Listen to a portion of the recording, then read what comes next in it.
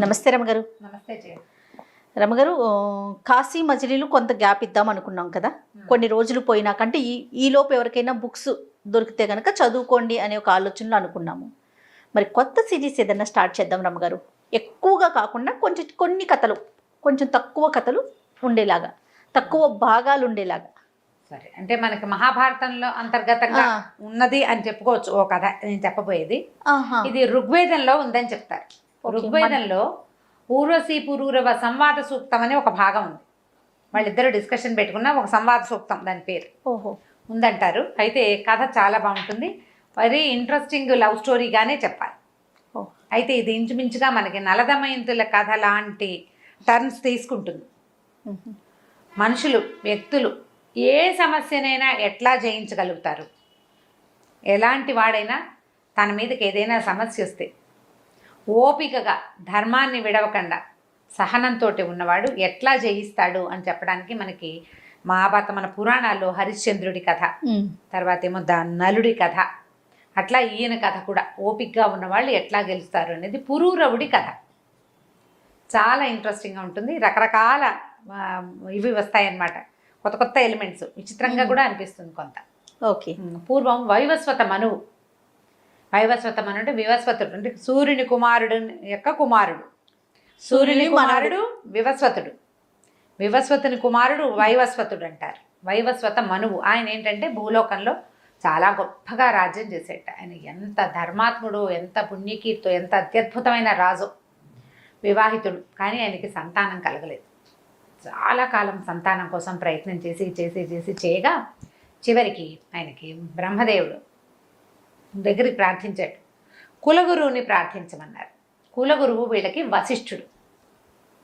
సూర్యవంశీయులందరికీ కులగురువు వశిష్ఠుడే. మనకి రాముల వారికి కూడా కులగురువు వశిష్ఠ మహర్షి. ఆ దిలీప మహారాజు కూడా వశిష్ఠుడి దగ్గరికి వెళ్ళాడు, అట్లా చెప్పుకుంటాం. అయితే ఈ వశిష్ఠుడి దగ్గరికి వెళ్ళేసరికి ఆయన ఏమన్నాడంటే, అయ్యా, పరమేశ్వరుణ్ణి ఉద్దేశించి పుత్రకామేష్టి యాగం చేయమన్నాడు. మనకి చరిత్రలో పుత్రకామేష్టి ప్రఖ్యాతమైంది, దశరథ మహారాజు చేసింది. ఆయనకి శ్రీరాముడు, రామలక్ష్మణ భరత శత్రుఘ్నులు పాయసం ద్వారా జన్మించాడు. అలాంటి కథలు మనం కొన్ని ఉన్నాయి. మనకి పుత్రకామేష్టి చేసిన రాజుల కథలు చాలానే ఉన్నాయి. అందులో ఈ వైవస్వత మనువు చేసింది కూడా ఒక పుత్రకామేష్టి. ఈ పుత్రకామేష్టి యాగం చేసేటప్పుడు చాలా విశేషమైనది. అది ఒక నెలలో వారంలో అయ్యేది కాదు, సంవత్సరాలు పడుతుంది ఆ యాగం చేయటానికి. ముందు ఒక స్థలాన్ని దున్ని మూడు పంటలు వేయాలి. ఆ పండిన ధాన్యాన్ని కోసిన తర్వాత 3 సంవత్సరాలు దాన్ని ఖాళీగా ఉంచడం, అట్లా ఉందన్నమాట నియమం. ఆ తర్వాత ఆ ధాన్యంతో ఇక్కడ ఇది మొదలు పెట్టాలన్నమాట. అది ఎవరు తొక్కని, ఎవరు చేయని చేనులో మొట్టమొదట వీళ్ళే దున్ని పంట వేసుకోవాలి. ఆ ప్రాంతంలోనే ఈ హోమం చేయాలి. అలాంటి ఏర్పాటు చాలా ఉంది లెక్క. అప్పుడు ముందుగానే దానికి సంబంధించి ప్లాన్ చేసుకోవాలి కదా. 4 ఏళ్ళు పడుతుంది మొత్తం మీద, ఒక 4-5 సంవత్సరాలు పట్టే కార్యక్రమం అది. అబ్బా, పెద్ద ప్రోగ్రాం. ఈయన పెట్టుకుంటే ఏమైంది, భార్యాభర్త ఇద్దరు కూర్చున్నారు హోమానికి. ఋత్విజులు అంటే హోమం చేసే వాళ్ళు ఉంటారు కదా, మంత్రం చెప్తారు. ఆ మంత్రం చెప్తున్న ఆయనకి రాణిగారు ఏం చెప్పిందంటే, నాకు పుత్రిక కావాలని ఉందని ఋత్విజుడికి చెప్పింది, కూతురు కావాలని కోరుకునేసరికల్లా సరే ఈయన ఏం చేశాడు, ఆయన ఆ కూతురు కలిగే మంత్రాన్ని జపిస్తూ హోమం చేయించడం మొదలుపెట్టాడు. ఆయన హోమం పూర్తయ్యే వేళకి చక్కటి అందమైన బాలిక బయటకు వచ్చింది, కన్యామణి వచ్చింది బయటికి, ఇలా అనే నామధేయంతో. నిర్ఘాంతపోయాడు వైవస్వతుడు. ఇదేమిటి, నేను పుత్రకామేష్టి చేస్తే పుత్రిక వచ్చింది, ఏం చేయాలో తెలియలే. మళ్ళీ వశిష్ఠ మహర్షి దగ్గరికి వెళ్ళాడు. అయ్యా, నేను పుత్రార్థిని చేశాను, ఎందుకంటే నా పితరులకి తర్పణాలు ఇవ్వాలి, కూతురు కాదని కాదు, నాకు కుమారుడు కదా, నేను మొదలుపెట్టింది కుమారుడు కోసం, నాతో పాటు నా పితృదేవతలకు కూడా వెళ్ళివ్వాలి, నా రాజ్యానికి భూమికి ఉత్తరాధికారి కోసం చేశాను నేను అనేసరికల్ ఆయన ఏమన్నాడు, ఆయన జ్ఞాన దృష్టితో చూసి, నీ భార్య పుత్రికను కోరటం వల్ల ఋత్విజుడు ఆ రకమైన మంత్రాన్ని చదివాడు, ఇప్పుడు కూడా ఇబ్బంది ఏం లేదు, నువ్వు మళ్ళీ వెళ్ళు, యజ్ఞాన్ని మళ్ళీ ఫినిష్ చేయండి, పుట్టవలా ఇంకా మళ్ళీ మొదలుపెట్టి చెయ్యి, ఎక్కడ ఆపారో అక్కడి నుంచి చెయ్యి, నీకు కుమారుడు కలుగుతాడని చెప్పాడు. ఈయన వెళ్ళాడు. నువ్వు నీ భార్య ఇద్దరు కుమారుణ్ణే కోరుకోండి అంటే ఈయన భార్యను ఒప్పించాడు. మన ఇద్దరం కుమారుని కోరుకుంటే కుమారుడు కలుగుతాడంటే వీళ్ళు ఏం ఊహించారు, ఈ పిల్ల ఇక్కడే ఉండి ఇంకో పిల్లాడు వస్తాడు అనుకున్నారు. అయితే హోమం పూర్తయ్యేసరికల్లా బాలికగా ఉన్న ఈ ఇళ కుమారుడిగా మారిపోయింది. ఓహో. పిల్ల ఇలా అబ్బాయిగా మారింది. ఏముంది ఇంకా సరే, నృతద్యుమ్నుడు అని పేరు పెట్టిన, నృతద్యుమ్నుడు అతని పేరు. ఆ అబ్బాయిని పెంచుకున్నారు. అబ్బాయి చాలా విశేషంగా చక్కగా రాజ్యం చేస్తున్నాడు, చాలా యువరాజు అయ్యాడు, పెద్దవాడయ్యాడు. ఈయన కుమారుడు కలిగిన సంతోషంలో తర్వాత ఈ అబ్బాయికి పట్టాభిషేకం చేసేసి ఆయన భార్య భర్త ఇద్దరు కలిసి అడవుల్లోకి వెళ్ళిపోయారు. వానప్రస్థాశ్రమం అప్పట్లో ప్రఖ్యాతమైంది. అందరూ కుమారులకు రాజ్యం ఇవ్వడం, వానప్రస్థం స్వీకరించడమే. స్వీకరించి వెళ్ళిపోయారు. వెళ్ళిపోతే ఈ నృతద్యుమ్నుడికి పెళ్ళైంది. భార్య తను చాలా సంతోషంగా హాయిగా ఉండేవాడు. అయితే ఈయన మంచి గొప్ప రాజు, తండ్రి కంటే ఎక్కువ పేరు తెచ్చుకున్నాడు. ఈ పేరు తెచ్చుకున్న క్రమంలో ఏమైంది, ఒకనాడు ఆ చుట్టుపక్కల గ్రామాల్లో చాలా మృగయా వినోదం చాలా బాగుందని, అడవుల నిండా బోల్డన్ని జంతుజాలాలు ఉన్నాయని, అడవి చాలా సౌహాయమానంగా ఉందని రకరకాల వార్తలు వచ్చినాయి. సరే భార్యకి చెప్పి నేను వేటకెళ్ళొస్తానన్నాడు. సైన్యంతో కలిసి వేటకు బయలుదేరాడు. వేటకి వెళ్ళాడు. అసలు ఎంత బాగా వేటాడాడో, ఎన్ని సింహాలో, ఎన్ని పులులో, ఎన్ని ఎలుగుబంట్లో, ఎన్ని ఏనుగుల్ని పట్టాడో. మామూలుగా చేయలే యుద్ధం. ఆ వేట బ్రహ్మాండంగా జరిగింది. సాయంకాలం అయింది, చీకటి పడేసరికల్లా అక్కడ ఒక బ్రహ్మాండమైన అత్యద్భుతమైన తోట ఒకటి కనపడింది. ఈయన ఆ తోటలోకి ప్రవేశించాడు రిలాక్స్ అవ్వడం కోసం. లోపల నీళ్లున్నాయేమో చూద్దామని. లోపలికి వెళ్ళగానే ఈ సైన్యం అంతా చూస్తుండగా ఆయన స్త్రీగా మారిపోయాడు, అమ్మాయి అయిపోయాడు. మగవేషం వేసుకున్న ఆడ మనిషి నుంచుంది అక్కడ.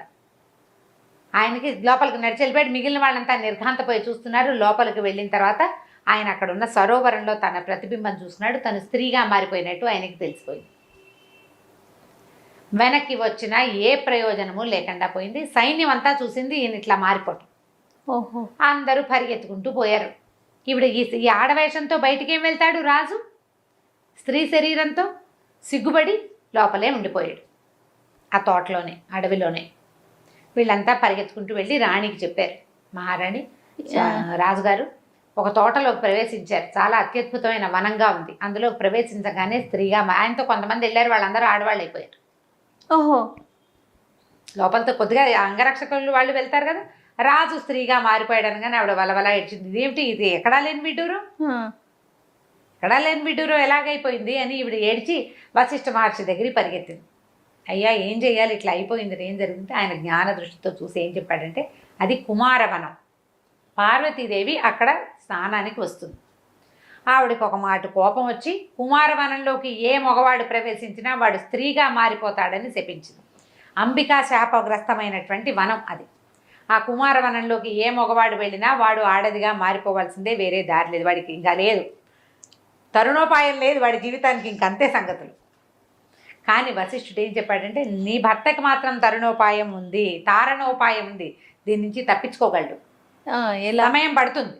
నువ్వేం చేస్తావంటే వెళ్ళిపో రాజ్యానికి, ఉన్న మంత్రులతోటి రాజ్యాన్ని కాపాడుకో, నిత్యము దానము, తర్వాత ఏమో పూజాధికాలు చేయి, భర్త మీదే దృష్టి పెట్టుకుని ఉండునమ్మా, కొంతకాలంలో అనతి కాలంలోనే నీ భర్త నీ దగ్గరకు వస్తాడు, మామూలు సాధారణ పురుష రూపంతో అని చెప్పాడు. ఈ లోపల వనంలో మారిపోయిన నృతద్యుమ్నుడు ఎవరిగా మారాడు? ఇళగా మారాడు. అతను పుట్టింది ఎలాగా? ఇళాదేవిగా పుట్టాడు. ఆ ఇళ అనే పేరుతోటి స్త్రీగా ఉండిపోయాడు. అక్కడక్కడే తిరిగేవాడు. ఈ తిరిగిన తర్వాత ఏముంది, అక్కడ ఒంటరిగా తిరగగా ఈ అంబికావనం నుంచి చుట్టుపక్కల అడవుల్లో తిరుగుతుంటే బుధుని యొక్క ఆశ్రమం ఉంది. బుధుడు ఎవరు? చంద్రుని యొక్క కుమారుడు, తారాచంద్రుల కుమారుడు బుధుడు. అతను తపస్సంపన్నుడుగా ఉన్నాడు, ఉండి తపస్సు చేసుకుంటున్నాడు. ఆ ఆశ్రమంలోకి ప్రవేశించింది ఇలా ప్రవేశించి పరమాద్భుత సౌందర్యవతి ఈవిడ. యజ్ఞంలోంచి పుట్టింది కదా, యజ్ఞంలోంచి పుట్టింది, పైగా సూర్యుని యొక్క వంశంలో పుట్టిన ఆవిడ. ఈ పరమాద్భుత సౌందర్యవతికి లోబడిపోయాడు బుధుడు. మగవాడైనా ఆ స్త్రీ రూపంలోకి మారిపోయిన ఈ నృతద్యుమ్నుడు ఇలా కన్యా స్వరూపంతో బుధునితో కలిసి గాంధర్వ వివాహం చేసుకుని అక్కడ స్థిరపడిపోయాడు. కొంతకాలానికి ఆవిడకు ఒక కుమారుడు కలిగాడు. ఈ కలిగిన కుమారుడు పేరు పురూరవుడు. ఈ పురూరవుడు ఏమంటే, పిల్లవాడు కొంచెం పెద్ద అయ్యాక బుధుడు, నేను ఇంకా తపస్సు చేసుకుంటాను, సంసార సౌఖ్యాలు అనుభవించాను, తపస్సుకి నేను వెళ్ళిపోవాల్సిన సమయం ఆసన్నమైందని ఆయన దారిని ఆయన భార్యని కుమారుని వదిలిపెట్టి వెళ్ళిపోయాడు. ఈ ఇళ కుమారుని వెంట పెట్టుకుని తన వశిష్ఠ మహర్షి దగ్గరికి వెళ్ళి ఇంకా ఈ జీవితం మీద నాకు ఇంకా ఆసక్తి లేదు, బుధుడు వెళ్ళిపోయాడు, ఈ పిల్లవాడు నాతో ఉన్నాడు, మరి నేను మరి పురుష రూపంలోకి మారేందుకు ఏదైనా ఉపాయం చెప్పమని అడిగితే ఈసారి వశిష్ఠ మహర్షి ఏం చేశారంటే, పురూరవుడు భావి చక్రవర్తి అవుతాడు, అతనికి కనపడుతున్నాయి ఆ లక్షణాలు, ఇతనికి ఇప్పుడు ఈ స్త్రీ రూపంలో ఉన్న ఆవిడ తీసుకెళ్తే అక్కడికి వెళ్ళి ఆవిడేం చేస్తుంది అప్పుడు పరమేశ్వరుని ప్రార్థిస్తే పరమేశ్వరుడు ప్రత్యక్షమై ఏమిటి నీ సంగతి అంటే అప్పుడు చూపించాడు అనమాట. ఈ అమ్మాయి ఇట్లా ఈయన వాళ్ళ తండ్రి పుత్రకామేష్టి చేస్తే స్త్రీగా జన్మించిన తర్వాత పురుషుడిగా మారింది, అతను రాజ్యం చేసుకుంటున్నాడు, భూలోక చక్రవర్తిగా ఉన్నాడు, మరి ఇలా అయ్యింది, ఈ అంబికా శాపాన్ని మరలించమని అడిగితే ఆయన ఏమన్నాడంటే, చాలా మంచిదే, కానీ అంబికా శాపాన్ని మరలించడం మన వల్ల అయ్యే పని కాదు, అది మరలించలేము, కాకపోతే ఒక అవకాశం ఇస్తాను, ఇతను పురుషుడిగా మారుతాడు, 3 నెలలకు ఒకసారి 3 రోజులు మాత్రం స్త్రీగా ఉంటాడు, అంతే సడలించగలను, పూర్తిగా సడలించడం మన వల్ల కాదు, అంబిక శాపాన్ని మరలించడం మన వల్ల అయ్యే పని కాదు, అమ్మవారు తెప్పించింది ఓహో అని చెప్పాడు పరమేశ్వరుడు. ఈయన సంతోషించాడు, వశిష్ఠుడు సరేనన్నాడు. ఈ మన నృతద్యుమ్నుడు కూడా ఈళ్ళ కూడా ఏమందంటే, అది మంచిదే, పోనీక అదైనా నయమే కదా, అదైనా నయమే, నేను కనీసం రాజ్యానికి వెళ్ళి నా భార్యను చూసుకోగలుగుతాను, రాజ్యాన్ని కాపాడుకోగలుగుతాను, పిల్లాడు పెరగాలి, ఇంకా చిన్న పిల్లాడు, వీడు పెద్ద అయ్యాక వీడికి రాజ్యం అప్పచెప్తా, తర్వాత సంగతి తర్వాత చూసుకుందాం, కానీ మీ వల్ల పరమేశ్వరునే కదా సాక్షాత్కారం కలిగింది, ఈ ఇలా స్వరూపంలో ఉండటం వల్ల ఇది నాకు మేలే చేసింది, నా పిల్లాడికి కూడా మేలే చేస్తుంది అని చెప్పి నమస్కారం చేసి నృతద్యుమ్నుడిగా మారిపోయి కుమారుడైన పురూరవుడిని తీసుకుని తన నగరానికి వెళ్ళిపోయాడు.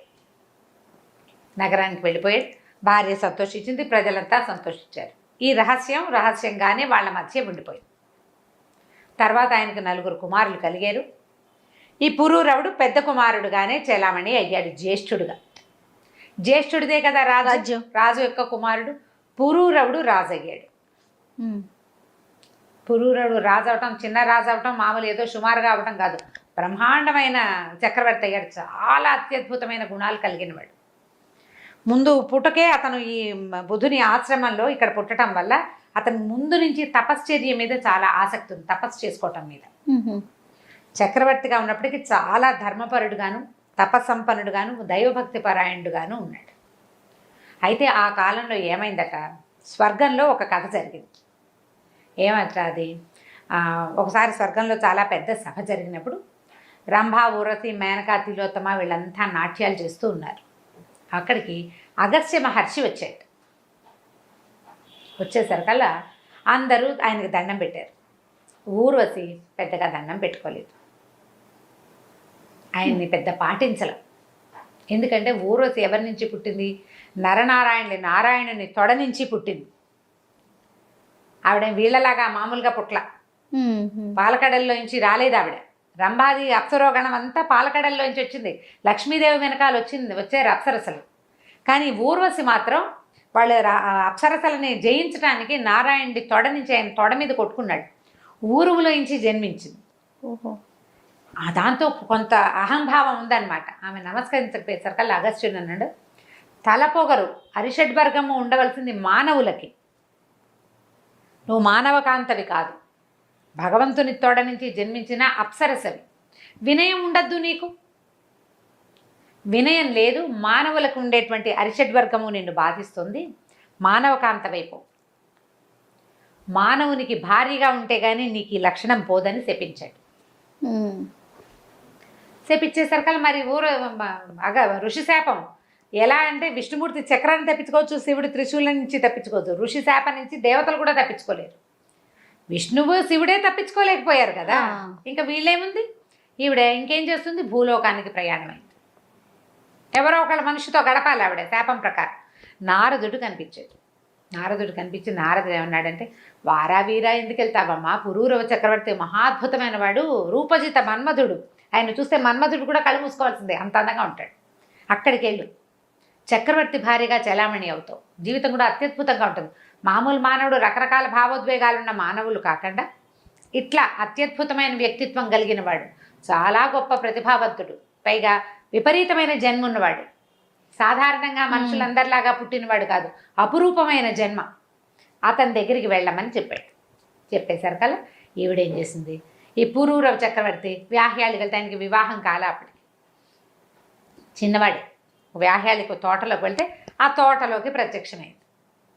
ఈ అద్భుత సౌందర్యవతిని చూసేసరికల్లా భగవంతుని తొడ నుంచి పుట్టిందంటే మరి ఏమిటి సామాన్యంగా ఉంటుందా ఆవిడ అందం అంతా సాటి లేని అందం అనమాట, ఇలా సాటి లేని అందం ఆవిడది. ఇక ఆయన మైమరిచిపోయాడు ఆవిడని చూసి. ఎవరు ఏమిటని అడిగితే, నేను ఊర్వశిని, అప్సరోగణంలో ఉంటాను, దేవేంద్రుడి కొలువులో ఉండేదాన్ని, నాకు ఒక ఋషి శాపం, అగస్త్య మహర్షి శాపం, ఆ ప్రకారంగా నేను భూలోకానికి వస్తుంటే నారద మహర్షి నీ గురించి చెప్పాడు, నీతో ఉందామని వచ్చానని చెప్పింది. ఇక విపరీతంగా మోహంలో పడ్డాడు ఆయన. అయితే ఆవిడేమందంటే, నీతో ఉంటాను నేను, కానీ నేను ఎప్పటికైనా వెనక్కి వెళ్ళిపోవాల్సిన దాన్ని, అంటే ఎప్పటి వరకు ఉంటావు అన్నాడు. ఆవిడేం చెప్పిందంటే, ఒకటే షరతు, నువ్వు దిగంబరంగా కనపడకూడదు నాకు, నువ్వు ఎప్పుడైతే నాకు దిగంబరంగా కనపడతావో అప్పుడు వెళ్ళిపోతా, అప్పటి వరకు నీతో ఉంటాను నేను. సరేనని ఒప్పుకున్నాడు. ఆవిడతో పాటే ఉండిపోయాడు. హాయిగా తిరుగుతూ ఉండేవాడు. చాలా కాలం గడిచిపోయింది. దేవేంద్రుడు ఆయనకి ఏమిటి ఊర్వశి లేక సభ బోసిపోయింది. ఆవిడని తెచ్చేసుకోవాలి వెనక్కి ఎలాగైనా. మరి తెచ్చుకోవాలంటే ఎట్లా? ఆవిడకి ఈ పురూరవుడి మీద విసుగు పుట్టాలి, లేదా ఇష్టం రావాలి. అయితే ఏ కారణంతో ఊర్వశి వెనక్కి వస్తుందో ఆయన తెలుసుకున్నాడు. వెనక్కి రావడానికి ఒక క్లాజ్ పెట్టింది. ఆ క్లాజ్ ప్రకారం ఊర్వశిని తేవడానికి ఒక ఉపాయాన్ని పన్నారు. ఆ పన్నిన ఉపాయం ప్రకారం ఊర్వశి దగ్గరికి గంధర్వులు వచ్చారు. నిన్ను దేవేంద్రుడు వెనక్కి రమ్మంటే, ఆవిడ కూడా చాలా కాలం అయిపోయింది భూలోకంలో ఉన్నాను, ఆవిడకి స్వర్గం మీద మనసు పోతోంది, స్నేహితురాళ్ళ మీదకి మనసు పోతోంది, దేవేంద్రుడి మీద మనసు పోతోంది. ఆవిడకి ఇంకా బోళ్ళంతమంది స్నేహితులు ఉన్నారు. స్వర్గ సౌఖ్యం వేరు, మానవ సౌఖ్యాలు వేరు. మానవ జీవితం వేరు, స్వర్గ సౌఖ్యం వేరు కదా. సరే వెళ్ళిపోదామనుకుంది. వెళ్ళిపోదామంటే ఎట్లా వెళ్ళిపోవాలి? ఆయన జాగ్రత్తగా ఉంటాడు. ఆయనకు ఆ ఒళ్ళు తెలియనితనము అవి రాలా ఇప్పటిదాకా. ఆ పరిస్థితి కల్పించాలి. సరే ఏం చెప్పిందంటే, నేను 2 పెంపుడు మేకలు ఉన్నాయి నా దగ్గర, గొర్రెలను కూడా చెప్తారు కొన్ని కథల్లో, 2 మేకలో గొర్రెలో పిల్లలు అవి పెంచుకుంటాను, వాటిని రక్షిస్తాడు రాజు, మాకు దగ్గరలోనే ఉంటాయి అవి, వీటిని ఎత్తుకెళ్ళిపోండి. ఈయన్ని పురూరవుణ్ణి ఆ మేకలను తెమ్మని చెప్తాను నేను, ఆయన బయటకు వచ్చినప్పుడు మెరుపులు మెరిపించండి అని చెప్తాను. సరే రాత్రి వేళ వీళ్ళిద్దరూ ఏకశయ్యాగతులుగా ఉండగా ఈ మేక పిల్లల్ని ఎత్తుకుపోతారు గంధర్వులు. ఎత్తుకెళ్ళేసరికి మే నరుస్తాయి. అవి పక్కనే ఉండి రాత్రిపూట ఆ శయ్యాగృహంలోనే ఓ పక్కన పడుకునే మేక పిల్లల్ని ఎవరో తీసుకుపోతారు. ఇప్పుడు దిగ్గును లేచి పురూరవ నా మేకల్ని ఎత్తుకుపోతున్నారు, వాటిని రక్షించు అని కేకలు పెట్టి కదలడు ఈయన. అప్పుడే అలసిపోయి అలా పడుకుని ఉంటాడు అర్ధరాత్రి. ఇప్పుడు ఇంకా అరిచి, నా మేక పిల్లలు వాటిని రక్షిస్తానన్నా వదిలేస్తావా, నువ్వేమి రాజువి, అట్లాగా నరిచెరిచి కేకలు పెడుతుంది. దాంతో ఈయన ఏం చేస్తాడు, దిక్కును లేచి పరిగెడతాడు. ఒంటి మీద బట్టలు లేనిది చూసుకోడు. రాత్రి పడుకునేటప్పుడు ఒక పంచ కట్టుకుంటారు. ఈ లేచే సంరంభంలో అది జారిపోతుంది. ఈయనకి ఒళ్ళు తెలియదు. నిద్రలో దిగ్గులు లేచిన వాళ్ళకి ఒళ్ళు పోయి తెలియదు చూడు. పరిగెడతాడు. పరిగెత్తేసరికల్లా ఈయన పరిగెత్తుతూ వెళ్ళేసరికల్లా ఈ మేకలను ఎత్తుకుపోతున్న గంధర్వులు ఇద్దరు మేకలను వదిలిపెట్టేస్తారు. ఆ 2 మేకల్ని 2 చంకల్లో ఇరికించుకుని వెనక్కి తిరిగి వస్తాడు. ఊర్వశి ఇదిగో నీ మేకలని. సరిగ్గా ఆవిడ ఎదురొచ్చే టైంకి పైకి వెళ్ళిన గంధర్వులు మెరుపుల్ని పిలుస్తారు. ఆ మెరుపుల్లో అర్ధరాత్రి మామూలుగా చీకటి దీపాలు ఉండవు, మెరుపులు మెరిస్తే కదా అవతల వాళ్ళు స్పష్టంగా కనపడేది. ఆ మెరుపుల వెలుగులో 2 మేకల్ని చంకలో పెట్టి ఇరికించుకుని నడిచి వస్తున్న పురూరవ చక్రవర్తిని దిగంబరంగా చూసేస్తుంది ఊర్వశి. నువ్వు వాగ్దాన భంగం చేసావు, నేను వెళ్ళిపోతున్నాను అని చెప్పి వెళ్ళిపోతుంది. చాలా బతిమలాడతాడు, వెళ్ళొద్దు, నన్ను విడిచి ఉండలేను నేను అంటాడు. మరి ఇది తప్పదు కదా, దేవతలు పెట్టిన నియమం. మానవుడు ఈ అప్సరసకి దిగంబరంగా కనపడకూడదు. నువ్వు ఎంత గొప్ప చక్రవర్తి అయినా నువ్వు మనిషివి, నేను అప్సరసని. ఒక నియమం పెట్టుకున్నాం మనం, నియమం భంగమైపోయింది. నియమం భంగమయ్యాక ఇంకుండకూడదు నేను, నీ మీద ఎంత ప్రీతున్నా సరేనని ఆవిడ కాస్త వెళ్ళిపోతుంది. ఈయన విపరీతంగా దిగులు పడతాడు, ఎంత బాధపడతాడో ఆవిడ కోసం. ఇక రాజ్యం భోజ్యం అన్నీ వదిలేస్తాడు, ఊర్వశి నామజపంలోనే ఉంటాడు. మళ్ళీ ఊర్వశి ఈయన దగ్గరకు వస్తుంది. చాలా దిగులు పడి ఆమె కోసం తపస్సు చేయటం మొదలుపెట్టాడు. సరస్వతి తీర్థానికి వెళ్ళిపోయాడట ఆయన. సరస్వతి తీర్థం అంటే ఇంచుమించుగా ఇది బదరికాశ్రమం, బదరి అలా అనుకోవాలి మనం, అట్లా అనిపిస్తుంది కొన్ని కథల్ని బట్టి. అక్కడ సరస్వతి నది అక్కడ ఉంది, సరస్వతి తీర్థం ఉంది అక్కడ. ఆయన అట్లా ఉండి ఆమె తలపుల్లోనే ఉండగా ప్రజలంతా సగంలో అందరూ చెప్పుకునేవాళ్ళ ఊరస్ కోసం ఆయన ఎవరో తపస్సు చేస్తున్నాడు. దేవతల కోసం తపస్సు చేస్తారు, ఊరస్ కోసం తపస్సు చేయటం ఏమిటి? సరే, సంవత్సరం గడిచింది, ఆయన ఉండలేకపోతున్నాడు, ఆవిడ లేకుండా చాలా బాధపడుతున్నాడు. ఆవిడ తిరిగి వచ్చేసి ఊరస్ మళ్ళీ వచ్చింది దేవేంద్రుడి అనుమతితోటి.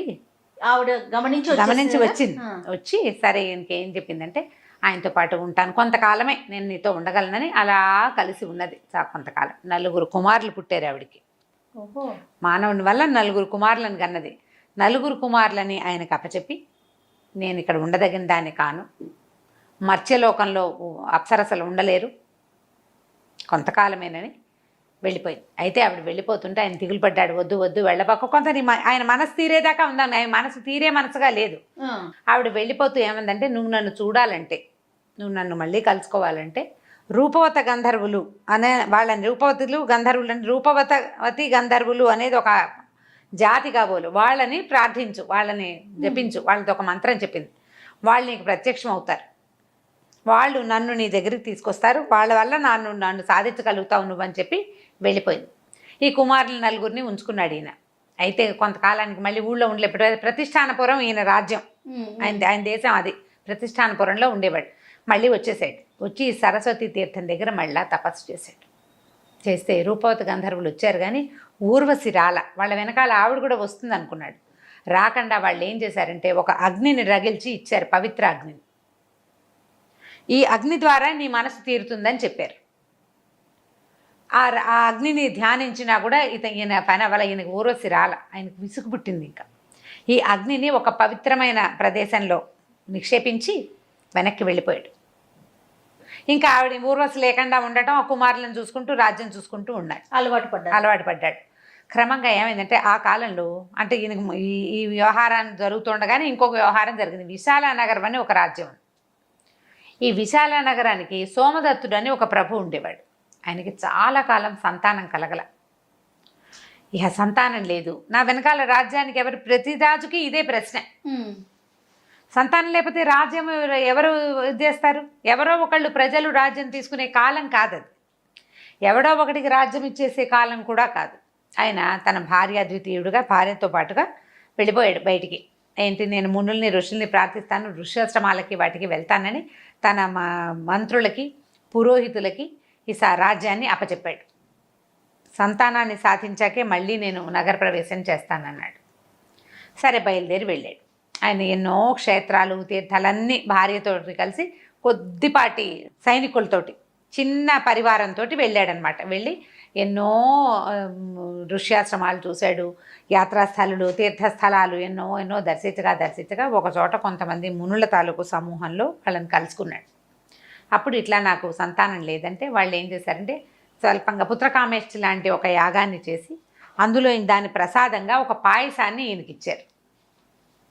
ఇవి భుజించండి, మీకు యజ్ఞప్రసాదము మీరు దీనివల్ల సంతానం లభిస్తుందంటే, ఆయనకి కొంతకాలానికి భార్య గర్భవతి అయ్యి జయుడు అనే ఒక కుమారుడు, జయప్రద అనే ఒక కుమార్తె కలిగారు. జయుడు, జయప్రద. అయితే కూతుర్ని ఒక అబ్బాయిని చక్కగా పెంచుకున్నారు, రాజ్యానికి వెళ్ళిపోయారు, విశాల నగరానికి వెళ్ళిపోయారు భార్యాభర్త. కూతురు కొడుకు అక్కడే పుట్టారు, పిల్లలు చక్కగా పెరుగుతున్నారు. ఈ జయప్రదాదేవి మహాద్భుత సౌందర్యవతి, చాలా అందమైంది. అయితే చిన్నప్పుడు కొంచెం 8-9 సంవత్సరాలు వచ్చాక పిల్లలు కథలు చెప్తారు కదా, అప్పుడు ప్రపంచంలో ఉండే గొప్ప గొప్ప రాజులు ఎవరు వాళ్ళ గురించి చెప్తూ పురూరవ చక్రవర్తిని గురించి దాదులు ఆ అమ్మాయికి చెప్తూ ఉండేవాడు. క్రమంగా ఆయన కథప్పిస్తే ఎవరి కథ ఆవిడ విందు, ఆయన గురించే వింటుంది. అలా అయ్యి ఆయన మీద మనసు పారేసుకుంది అమ్మాయి, నేను పురూరవుడినే పెళ్లి చేసుకుంటానని. నిజానికి వయసు తేడా, ఆయన ఎప్పటివాడు ఈవిడిప్పటిది కదా, ఆ కాలం అలా ఉండేది కాదు. అంత చిన్నపిల్లకి 15-14 సంవత్సరాలు పెళ్ళిడు వచ్చిన పిల్ల అంటే ఎంత, 25 ఏళ్ళు రావకాల పెళ్ళిడు, 25 ఏళ్ళు కాదు 12-13 సంవత్సరాలే. ఇంకా మాట్లాడితే 8 ఏళ్లకే కన్య, వివాహ యోగ్యమైన వయసు 8 ఏళ్లే. కొద్దిగా ఊహొచ్చింది, స్వయంవరము అవి చేసుకోవచ్చు. ఈ స్వయంవరాలు అవి చేసేవాళ్ళు. అయితే ఈ అమ్మాయికి పురూరవుడి మీద ఆసక్తి ఉందని రాజుగారికి తెలిసింది. సరే, స్వయంవరం చాటిందాం అనుకున్నారు. ఈ చాటించినప్పుడు ఇవిడేం చెప్పిందంటే, నాకు కొన్ని ప్రశ్నలు ఉన్నాయి, నా ప్రశ్నలకి సమాధానం చెప్పిన వాళ్ళనే పెళ్లి చేసుకుంటానని. సరే, మా అందరినీ పిలుచుకొచ్చారు. అందరినీ పిలిస్తే ఏమైంది, ఈ పురూరవుడు ఆవిడకి తెలుసు, ఆవిడకి ఈ మొత్తం అందరు రాజుల చరిత్రలు పేర్లు చెప్పారు, ఆవిడ ఎవరిని వరించలేదు. మా అమ్మాయికి ఏవో కొన్ని ప్రశ్నలు ఉన్నాయంటే ఆవిడ అడిగిన ప్రశ్నల్ని సభలో అడిగారు. ప్రపంచంలో అత్యుత్తమమైనది ఏది, అత్యంత శక్తివంతమైన విషయం ఏది అని అడిగితే ఎవ్వరూ చెప్పాల. ప్రతి వాళ్ళు ఆలోచిస్తున్నారు ఏది శక్తివంతం, భగవంతుడే కాసే అత్యంత శక్తివంతుడైన విషయం అని పురూరవుడు చెప్పాడు. దైవాన్ని మించిన శక్తి ఏదీ లేదు. ఆవిడకి ఆ సమాధానం నచ్చింది, ఆయన పెళ్లి చేసేసుకుంది. పురూరవుడినే ఆవిడ పెళ్లి చేసుకోవాలని నిశ్చయించుకుని ఉంది. ఆయన ఆ సమాధానం కూడా ఆవిడకి కావాల్సిన సమాధానం చెప్పాడు. దైవశక్తిని మించింది ఏదీ లేదు. సరే పెళ్లి చేసుకుని చాలా కాలం ఇక్కడ ఉండిపోయారు విశాల నగరంలో. కొంతకాలం గడిచాక ఆయన ఏమన్నాడు భార్యతోటి, మా ప్రతిష్టానపురం వెళ్ళాలి, నాకు రాజకార్యాలు అవి ఉన్నాయంటే నేను కూడా వచ్చేస్తానండి. రాజకుమార్తెని తీసుకుని ప్రతిష్టానపురానికి వెళ్ళిపోయాడు. భార్యతో చాలా హాయిగా ఎంతో సంతోషంగా ఉండేవాడు. హాయిగా ఉన్నాడు. ఊర్వశిని పెద్దగా తలుచుకోవట్లే. ఆవిడ మనసులో ఉంది లోపల, కానీ ఆవిడని అవైల్ చేయడం తన వల్ల కాదు. తనేమో మానవుడు, ఆవిడేమో అప్సరస కదా. ఆవిడని ఎట్లా అవైల్ చేస్తాడు? కొంతకాలం ఆమెతో గడిపేందుకు భగవంతుడు ఇచ్చిన అవకాశం, తనకు ఆ పూర్వకర్మానుభవం ఇచ్చిన అవకాశం వల్ల, ఊర్వశికి లభించిన శాపం వల్ల అది కుదిరింది. సరే ఇలా నడుస్తూ ఉంది. కొంతకాలం నడిచేసరికల్లా ఏమైంది, శనైశ్వరుడు అంటే శని, మనం శని గ్రహం అని చెప్తాం, ఆయన ఈయన యొక్క సత్యసంధతని, ధర్మజ్ఞతని, ఈయన తలకు నీతి కుశలతని పరీక్షించాలని భావించాడు. శని వీళ్ళ రాజ్య ప్రవేశం చేశాడు. ఒకనాడు ఒక బ్రాహ్మణ వేషధారిగా శని ఈయన నగరానికి వచ్చి ఈయనతోటి మాట్లాడితే ఆయన అడిగాడు, అయ్యా మిమ్మల్ని చూస్తే చాలా పరమాద్భుతంగా ఉంది, మీ రూపం చాలా అద్భుతంగా కనిపిస్తుంది, మీరు ఎవరు ఏమిటి అడిగేసరికల్లా ఆయన ఓపెన్గా చెప్పాడు, నేను సూర్యుని కుమారుణ్ణి, యముని యొక్క సహోదరుణ్ణి, ప్రపంచాన్ని గడగడలాడించగలిగిన వాడిని, ఎవరైనా నాకు లొంగవలసిందే, ఎవ్వరి మీదైనా నేను స్వారీ చేయగలను,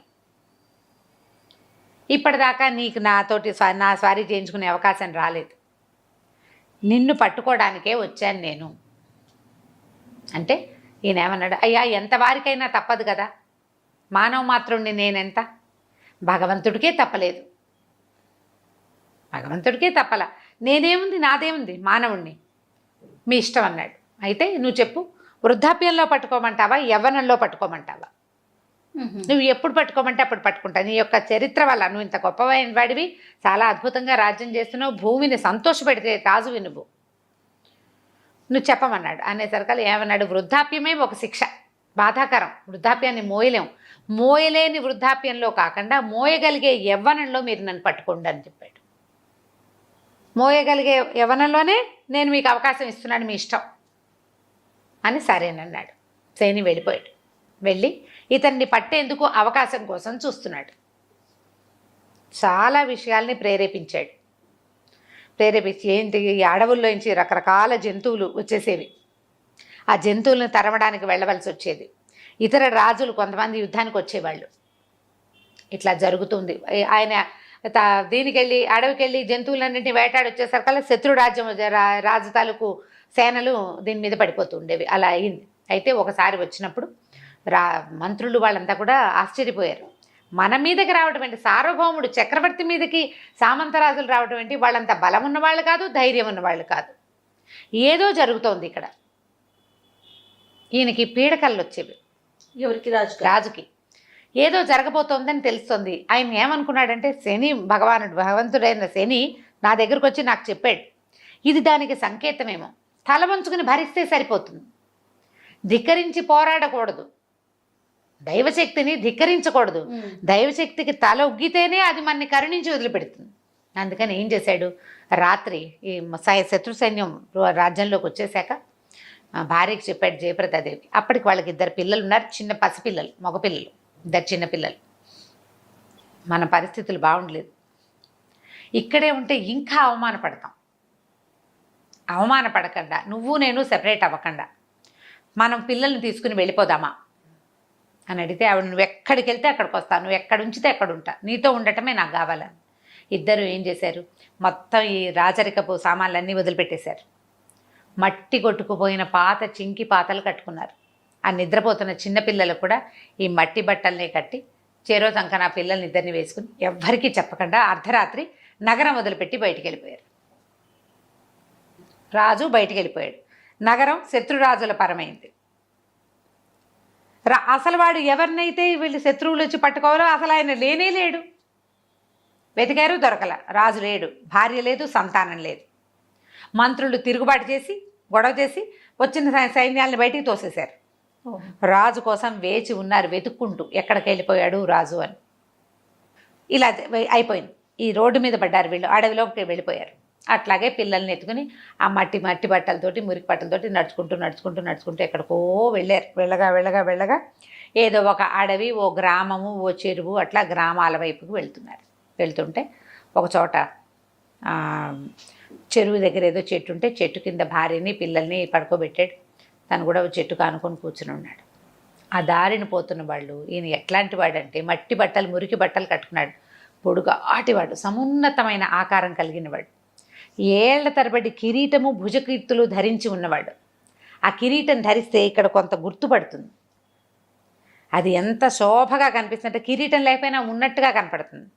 భుజకీర్తులు భుజాల మీద ధరించేవి ఒక గుర్తులు అనమాట. ధనుర్బాణాలు ధరించటం ప్రత్యేకంగా ఈ వ్యక్తి ఈ పని చేస్తాడు అనేది కనపడేలాంటి పద్ధతి అయింది. పైగా ఈయన పుట్టుకతోటే సామ్రాట్ అయ్యే లక్షణాలతోటి పుట్టాడు. వీళ్ళ సాముద్రిక లక్షణాల ప్రకారము పొడుగు, ఆజానుబాహువులుగా ఉండటము, సూదంటు రాళ్లలాగా ఉండే చూపు, ఆ కంటితో చూస్తే వాళ్ళకేసే చూడాలనిపిస్తుంది అన్నమాట. మనకు ఒక ప్రత్యేకమైన ముఖవర్చస్సు అయింది. ఈయన మురికి బట్టలు కట్టుకున్న చూడు, రత్నాన్ని మసిపాతలో దాచిపెడితే మాత్రం లోపల నుంచి సూర్యకాంతి పడగానే వెలుగుతూ ఉంటుంది. అది ఈ వెలుగ్గా ఉన్న ఈ భార్యాభర్తల ముఖాలు చూసేసరికల్లా ఆవిడేమో యజ్ఞం వల్ల పుట్టింది. భార్య ఒట్టి రాజకుమార్తె కావడదు, ఆవిడ ఒక యజ్ఞప్రసాదం వల్ల జన్మించిన స్త్రీ, ఆవిడ పద్మిని జాతి స్త్రీ. ఈయనేమో సార్వభౌమ లక్షణాలు ఉన్నవాడు. ఈ దారే పోతున్న కూలీలు కొంతమంది చూసి, అయ్యా ఎవరు మీరు ఏమిటంటే, ఈయన ఏం చెప్పాడంటే, నేను పురూర చక్రవర్తి దగ్గర లేఖకుడుగా పనిచేసేవాడిని. రాజు రాజ్యభ్రష్టుడైపోయాడు, శత్రుసేనలు రాజ్యాన్ని చేసేసినాయి, మాకేమీ అవకాశం లేక నేను నా భార్య పిల్లలు వచ్చేసామంటే ఏమన్నారు, అయ్యా మాతో ఉండండి, ఈ అడవిలో ఉండద్దు, మాతో పాటు ఉందరు కానీ ఒక ఇల్లు ఇస్తాము, మేమే పని చేసుకుంటున్నామో అదే పని చేసుకోండి, మీరు కూడా మాతో పాటు ఉండండి అని చెప్పి ఈ భార్య పిల్లలతో సహా ఆ కూలీలంతా కలిసి మట్టి ఎత్తుకునే కూలీ పని వాళ్ళు తీసుకుపోయి తమ ఇళ్ల మధ్యలో ఒక చిన్న పాక వేసి ఇచ్చారు వీళ్ళకి. ఎక్కడైనా పనిచేసేటప్పుడు మాతో పాటు లేఖకుడికి, కూలీ లెక్కలు రాసేవాడికి కూడా మాతో సమానంగా కూలిస్తేనే మేము చేస్తామని ఆ గుంపు అంతా చెప్పేవాళ్ళు.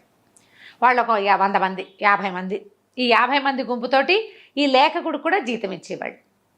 ఈయన అందరి లెక్కలు రాసేవాడు, ఎవరెవరు వచ్చారు, ఎంత కూలి ముట్టింది, ఏ పని చేశారు, ఎంత పని జరిగింది, ఆ లెక్కలు రాయడానికి ఒక గుమాస్తా పనిలాగా ఈయన వాళ్ళతో పాటు ఉండిపోయాడు అక్కడే భార్య పిల్లలతోటి. అలాగే చేతొచ్చిన పని చేసుకుంటూ మెల్లిగా హాయిగానే ఉన్నారు. ఒకచోటే ఉన్నారు కదా, కష్టంలో ఉన్న భార్య పిల్లలు పక్కనే ఉండేసరికి బెంగలేదు, రాజ్యం పోతే పోయింది, ఎప్పటికో వస్తుంది. అయితే వీళ్ళు ఏ పల్లెటూరులో వీళ్ళు చేరారో ఆ పక్కన ఒక చిన్న పట్టణం లాంటిది ఉంది. అక్కడ నవకోటి నారాయణ అనే ఒక రాజుగారు, ఒక జమీందారు ఉన్నాడు.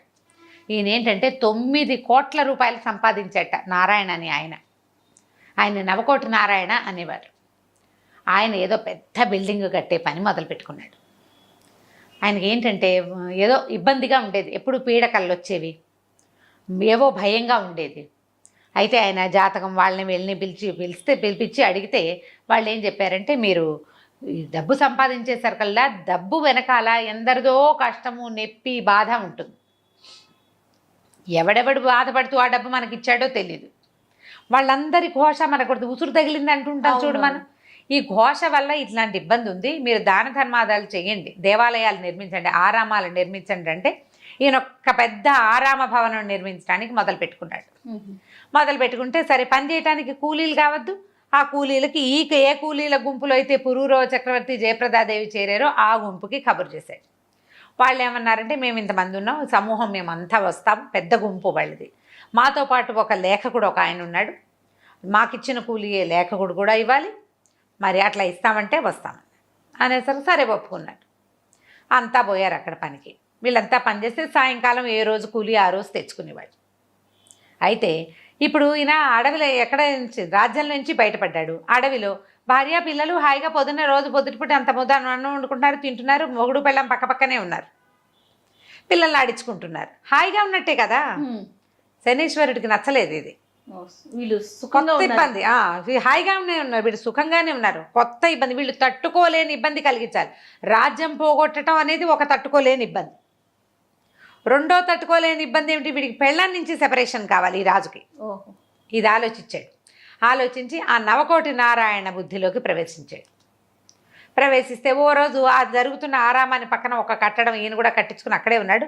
పైన నుంచి చూస్తుంటే కింద పనులు చేస్తున్న ఆడవాళ్ళు కనబడితే వాళ్ళల్లో మసిబొగ్గుల్లో వజ్రంలాగా మెరిసిపోతుంది జయప్రదాదేవి. ఎవర్రా ఏమిట్రా కనుక్కున్నాడు. ఈ లేఖకుడు లేఖ రాసేటువంటి ఆయన యొక్క భార్య అని. ఈ ఎలాగైనా ఈవిని పట్టుకోవాలి. ఆమెని అవైల్ చేయటం కోసం ప్రయత్నం చేయటం మొదలుపెట్టాడు. ఎట్లా? మామూలుగా ఆడవాళ్ళు ఎవరు పనిలోకి రారు, వాళ్ళు ఇళ్ళ దగ్గర ఉంటారు, గుడిసెలు వేసుకుని ఉన్నారు పక్కన, అంతా వచ్చేసారు ఇక్కడికి. చిన్న చిన్న పాకల్లాగా నిర్మిస్తే ఆ పాకల్లో ఉంటున్నారు. మగవాళ్ళు పనిలోకి వస్తారు, సాయంకాలం అయితే డబ్బులు పుచ్చుకుని వెళ్ళిపోతారు, ఆడవాళ్ళంతా దూరంగా ఉంటారు. ఈయన పైన నుంచున్నాడు కాబట్టి కింద కనపడింది. ఇప్పుడు వీళ్ళని తేవాలంటే ఏం చేశాడు, ఇవాళ నుంచి మీ కూలీలు మీ ఆవిళ్ళు వచ్చి తీసుకోవాలి, మగవాళ్ళకి కూలీ ఇవ్వకూడదని నియమం పెట్టుకున్నామన్నారు. సాయంకాలం అయ్యేసరికల్లా కూలీల భార్యలంతా వచ్చి వాళ్ళతో పాటు జయప్రదాదేవి కూడా వచ్చి డబ్బులు తీసుకెళ్ళేవాళ్ళు. ఒక 3-4 రోజులు జనాలంతా అలవాటు పడ్డారు. ఈ తబ్బిట్లా క్యాజువల్గా వెళ్ళి తెచ్చేసుకుంటున్నారు, బాగానే ఉందిగా. ఒక 5-6 రోజులు గడిచేసరికి ఇతను ఏం చేశాడంటే, ఒరే ఈసారి ఇవాళ లేఖకుడి భార్య వస్తుంది, మీ డబ్బులు దొరగారు నారాయణ గారి దగ్గర ఉన్నాయని చెప్పు, అక్కడికి పంపించు, అది లోపలికి వస్తుంది, లోపల రాగానే గదిలోకి తోసి తలిపేసేసి నేను చూసుకుంటాను ఆవిడ సంగతి అన్నాడు. సరే ఏమైంది, ఈవిడ కాస్త వచ్చింది. వచ్చేసరికి అందరికీ డబ్బులు ఇస్తున్నారు. అమ్మ మీకు ఇవ్వాల్సిన డబ్బులు అయ్యగారు కొంచెం ఏదో ఎక్కువ వేసి ఇవ్వదలుచుకున్నట్టు లేఖకుడికి అయ్యగారి దగ్గరికి వెళ్ళమంటే రోజు ఆ ఇంట్లోకి వస్తుంది కదా ఆవిడ. అలాగే ఏముంది ఇక్కడ దాకా అలవాటైంది, మొదట ఇక్కడ కొత్తగా ఉంది, తర్వాత ఏముంది లేని లోపలికి వెళ్ళింది. వెళ్ళేసరికల్లా ఆ వెంబడి పెట్టుకు తీసుకెళ్తున్నవాడు ఆవిడ ఆ గది గుమ్మం దగ్గరికి రాగానే వెంటనే ఆవిడ గదిలోకి ఒక తోపు దోసి వెనక నుంచి తలిపేసేసాడు. వేసేసరికల్లా అది పెద్ద అంతఃపురం, లోపల భాగం చాలా పెద్ద గది, ఒక పడక, దాని నిండా పువ్వులు, అక్కడి నుంచి ఏవో పాలు గీలు పళ్ళు గిళ్ళు అగరత్తులు పొగలు అవి వస్తున్నాయి. ఇది ఏకాంత మందిరం, ఎవ్వరూ లేరు, పెద్ద మందిరం. ఇవిడ నిర్ఘాంతపోయింది. ఆవిడకి తెలియని మందిరాల మహారాజు పుత్రిక, మహారాజు భార్య. ఇక్కడ ఏదో జరగబోతోందని తెలిసి ఇక అటు ఇటు దారి చూస్తే ఒకే తలుపు, ఆ లోపలికి వెళ్ళి ఇంకా తలుపులు లేవు, దానికి కిటికీలు కూడా లేవు. కిటికీలు పై ఎత్తునున్నాయి, చిన్న గవాక్షం, పెద్ద కిటికీగా లేదు, చిన్న ఏమంటారు మరి వెంటిలేటర్ లాంటిది ఉంది, అందులోంచి బయటికి వెళ్ళలేరు. ఆవిడ అటు అటు వెతికింది. తీరా చూస్తే ఒక పెద్ద పెట్టు ఉంది అక్కడ, పెట్టె తెరిచి పెట్టుంది. ఈవిడ అమ్మవారిని ప్రార్థించింది, నేను గనక ఈయన మా సోమదత్త మహారాజు యొక్క కూతుర్నై యజ్ఞశేషంగా పుట్టిన దాన్ని అయితే, పురూరవ చక్రవర్తిని మనసావాచా కర్మణ భార్యగా ఆయన్ని ప్రేమించి ఆరాధించిన దాన్ని అయితే, నా భర్త అశేషమైన పుణ్యాన్ని సంపాదించిన వాడైతే, ఆయన ధర్మపరుడైతే, నేను లోపల దిగి దాక్కుంటున్న ఈ మందసం ఆయన ముట్టుకుంటే తప్పిస్తే తెరుచుకోకూడదు. ఎవరు? భర్త. నా భర్త ముట్టుకుంటేనే ఇది తెరుచుకోవాలి. నేను ఎంతకాలమైనా సరే అన్నపానీయాలు లేకపోయినా, వస్త్రం లేదు, అన్నపానీయం లేదు, మంచినీళ్ళు కూడా లేవు, గాలి కూడా లేని ఈ మందసంలో నా భర్త వచ్చి తలుపు తెరిచేదాకా నేను జీవించి జలసత్వాలతో ఉండాలి ఇందులో. ఇది భగవంతుడి మీద ఆన అని చెప్పి ఆ పెట్టెలోకి దిగేసి లోపల నుంచి పెట్టె లాగేసేసుకుంది, మూతపడిపోయింది. ఆవిడ పెట్టెలో ఉండిపోయింది. ఈ నవకోటి నారాయణ వచ్చాడు లోపలికి, బయట తలుపు గడి తీసుకుని వచ్చాడు. ఏది తలుపు వెనకాల దాక్కుంది, దాని వెనకాల దాక్కుంది, దేని వెనకాల దాక్కోలేదు, ఎక్కడా లేదు, గవాక్షాలు ఏమీ లేవు, అని లేవు కదా, ఎక్కడ బయటకు వెళ్ళదు. ఈయనకి ఏం తట్టింది, ఈ పెట్టెలో కూర్చుందేమో అని డౌట్ వచ్చింది. ఆ పెట్టె తీయటానికి శత విధాలా ప్రయత్నించాడు, పెట్టె. మామూలుగా తను తెరిచి వేసే పెట్టె ఇవాళ ఎందుకు తెరుచుకోవట్లేదో అతనికి అర్థం కాలేదు. అక్కడి నుంచి పని వాళ్ళని పిలిచారు. వాళ్ళు కత్తులు, కటార్లు, పలుగులు, పారలు పట్టుకొచ్చారు. చిత కొట్టినా ఆ చెక్క పెట్టె తెరవబడలా, ఏం చేసినా తెరవబడలేదు. అప్పుడు ఈయనకి స్ట్రైక్ అయింది, ఒకవేళ లేఖకుడు అని పేరుతోటి ఇక్కడ ఉన్నవాడు సామాన్యుడు కాడేమో, అతని భార్య ఆవిడ సామాన్యురాలు కాదేమో, ఆమె కానీ ఇందులోకి వచ్చేసిందా, ఏ ప్రయత్నం చేత ఇది తెరవబట్టలేదు అంటే ఏం శక్తి ఉందో వీళ్ళకి. ఇప్పుడు ఎవరికైనా తెలిస్తే మన నవకోటి నారాయణత్వం పోతుంది. ఏం చేశాడు, ఒరే దీన్ని ఏదైనా పోసి తగలబెట్టేయండిరా అన్నాడు. ఆ పెట్టెని ఆమెను కాల్ చేస్తే కనీసం ఈ అపప్రద ఆమె ఎక్కడ పోయిందో నాకు తెలియదు అని చెప్పేసేయచ్చు. అయితే వాళ్ళు ఏం చేశారు, ఒక క్షణం యువతలకు వచ్చాక అన్నాడు, ఇల్లంతా తగలబెట్టేయండి, మొత్తం తగలబడిపోయింది, ఆమె లోపలికి వచ్చింది తగలబడిపోయింది అని చెప్పచ్చు అన్నాడు. అనేసరికల్లా వీళ్ళు ఏం చేశారు, మొత్తం ఇల్లు నూనె పోసి అంటించేసరికల్లా అది ఆ పక్కనున్న ఇంకో కట్టడం అన్నీ అంటుకుపోయినాయి. కూలీలు కూడా ఆర్పడానికి ట్రై చేశారు, అంతా భగమని మండిపోతుంది. చేయగలిగి కావాల్సిన మంట పెడితే కావాలని పెట్టిన మంట ఎట్లా ఆరుతుంది, ఏదో అనుకోకుండా మండింది అనుకో ఓ పక్కన అంటుకుంటుంది, ఆ కాస్త నీళ్ళు చల్లితే సరిపోతుంది. వీళ్ళు అన్ని పక్కల నూనె పోసి అంటించినప్పుడు పరశురామ ప్రీతి అయిపోయింది, అగ్నిహోత్ర ప్రీతి, అది మొత్తం కాలిపోయింది. కానీ ఆ పెట్టె మాత్రం చెక్కు చెదరల. ఆమె ఎట్లాంటి ఇది పెట్టింది, ఒట్టు పెట్టింది. ఆవిడేమో యజ్ఞశేషంగా పుట్టింది, భర్త ఏమో చక్రవర్తి, ఆయన ధర్మాత్ముడు, నీతిపరుడు, దైవానికి ప్రబలమైన శక్తి, బలమైనది దైవమేనని మనసావాచ నమ్మినవాడు. దానికి తలొగ్గే కదా ఇట్లా రోడ్డు మీద ఉన్నాడు ఇప్పుడు పళ్ళాం పిల్లలతో. తగలబళ్ళ ఏమనుకున్నాడు, దీన్ని సముద్రంలో పారేద్దాం అనుకున్నాడు. ఈ లోపల ఈవిడ ఈ ఉన్న హడావిడిలో భార్య ఎక్కడికి వెళ్ళిందో ఆయన చూసుకోలే. కొద్దిగా ఒళ్ళు తెలిసి ఈ హడావిడంతా సర్దుమింటిది, జయప్రదేది లేదు. ఆవిడ భవనంలోకి వెళ్ళింది, ఆ భవనం మంటల్లో భార్య కాలిపోయింది అనుకున్నాడు ఆయన. అందరూ అదే అన్నారు. ఆమె లోపలికి వెళ్ళింది, కొంతమంది కూలీలు కూడా తగలబడిపోయారు, ఆవిడ కూడా అలాగే అయిపోయింది అనుకున్నారు. వీడు ఈ పెట్టెని సముద్రంలో పారేద్దామని మేఘాల మీద ప్రయాణం పెట్టేసుకున్నాడు. సముద్రం వీళ్ళకి దగ్గరలో ఏం లేదు, ఈ పెట్టెని మోయించుకుని తీసుకెళ్ళాలి. నేను ఈ ఇల్లు కాలిపోయింది, నా మనసంతా చెదిరిపోయింది, నేను ద్వీపాంతరవాసానికి వెళ్తున్నాను అని చెప్పి కూలీలకు చెప్పాడు, మీ దారిని మీరు పని చేసుకోండి అని. చేసుకోమంటే మరి వీళ్ళ దారిని వీళ్ళు ఉంటారు. తన సామాన్లు ఇక్కడ తగలబడిపోయినా ఇంకా ఉన్నాయి ఇళ్ళు బాకిళ్ళు, ఆ సామాన్లతో పాటు ఈ మందసాన్ని కూడా మోయించుకుని తీసుకెళ్ళాడు. ఈ లోపల కూర్చున్న జయప్రదాదేవికి ఏమీ ఇబ్బంది లేదు, స్థిమితంగా కూర్చున్నది. వాళ్ళు కొడుతున్నది తెలుస్తూనే ఉంది, ఏమి తెరవబడలా, కాలింది తెలుస్తూనే ఉంది. ఇది వెచ్చగా గోరువెచ్చగా కూడా వాళ్ళ పెట్టే అంత మంటల్లో కూడా.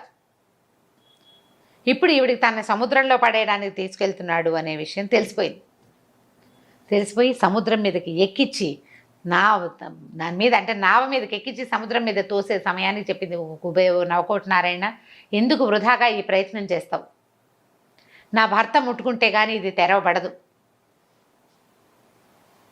నువ్వు ఏ ప్రయత్నం చేసినా సరే ఈ పాపని నిన్ను విడిచిపెట్టదు,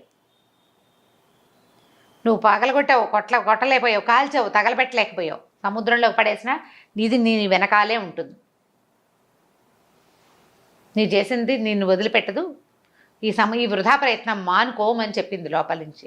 ఆమె కంఠము లోపల నుంచి వినపడుతున్న గాజులు గలగల తెలిసేసరికల్లా ఈయన ఏం చేశాడు, ఇంకేం చేస్తాడు, సముద్రంలో పడేయకుండా వెనక్కి తీసుకొచ్చి తను ఉంటున్న ఒక ద్వీపం దగ్గర ఒక చెట్టు కింద ఆ మందసాన్ని ఉంచేశాడు. ఎప్పటికి తెరవబడితే అప్పటికి తెరవబడుతుంది. ఆమె ఎట్లా జీవించిందో కూడా ఇతనికి అర్థం కాల. ఈవిడ తన తాలూకు గొప్పతనం చెప్పాల, 7 సంవత్సరాల వరకు ఈ పెట్టె తెరవబడదు, 7 ఏళ్ల వరకు నేను ఇందులో జీవించే ఉంటాను. శని 7 ఏళ్ళు, 7 సంవత్సరాల ఒక వ్రతం ఇది. నా భర్తే వచ్చి నన్ను బయటికి తీసుకొస్తాడు, నువ్వు ఇందులో పడేసి కూడా ప్రయోజనం లేదని చెప్పేసరికి 7 ఏళ్ల పాటు ఈ మందసాన్ని రక్షించే బాధ్యత అతందే. ఇంకా మరి ఈ అమ్మాయి ఇందులో ప్రవేశించడానికి తనే కారణమయ్యాడు. అందుకని ఆ మందసాన్ని తీసుకెళ్ళి ఓ చెట్టు కింద పెట్టించాడు. అది గాలి వాన ఏమొచ్చినా సరే అదేమీ కదలదు, ఆ లోపల ఉన్నవాడే స్థిమితంగా కూర్చుని ఉంటుంది. సరే అక్కడే ఒక భవంతి నిర్మించుకుని దానికి దగ్గరలోనే అక్కడ ఉండిపోయాడు, ఆ పెట్టెని కాపాడుకుంటూ. ఇక్కడ ఈయన భార్య లేదని తెలిసింది. సరే ఏం చేస్తాడు, పిల్లల్ని తీసుకుని ఇంకో చోటికి ప్రయాణం అయ్యాడు. ఆయన శనీశ్వరుడికి ఇష్టం లేదు, ఈయన సంగతి చూడాలి, ఇంకా కష్టపెట్టాలి. ఆ అమ్మాయి వెళ్ళిపోయింది, ఇప్పుడు ఇతను పిల్లలతోటి ఉంటాడు, ఆ పిల్లల నుంచి సెపరేట్ చేయాలి. సరే ఏం చేశాడు, 2 పిల్లల్ని ఎత్తుకుని, పిల్లలు 2 అమ్మ కోసం ఏడుస్తున్నారు, మరి చిన్న పిల్లలు కదా. సరే ఇంకేం చేస్తాడు, తల్లి కోసం బెంగపెట్టుకుని ఏడుస్తున్నారు, అక్కడే ఉంటే ఇంకా తల్లి గుర్తొచ్చి బాధపడతారు. అందుకని ఏమనుకున్నాడు, వేరే చోటకు వెళ్దామని ఒక నది దాటి ఇంకో వైపుకి వెళ్దాం అనుకున్నాడు. మంచి బ్రహ్మాండమైన వర్షం, ఆ వాన కొంచెం తగ్గింది, వర్షం ఈ ఏరు పొంగుతోంది.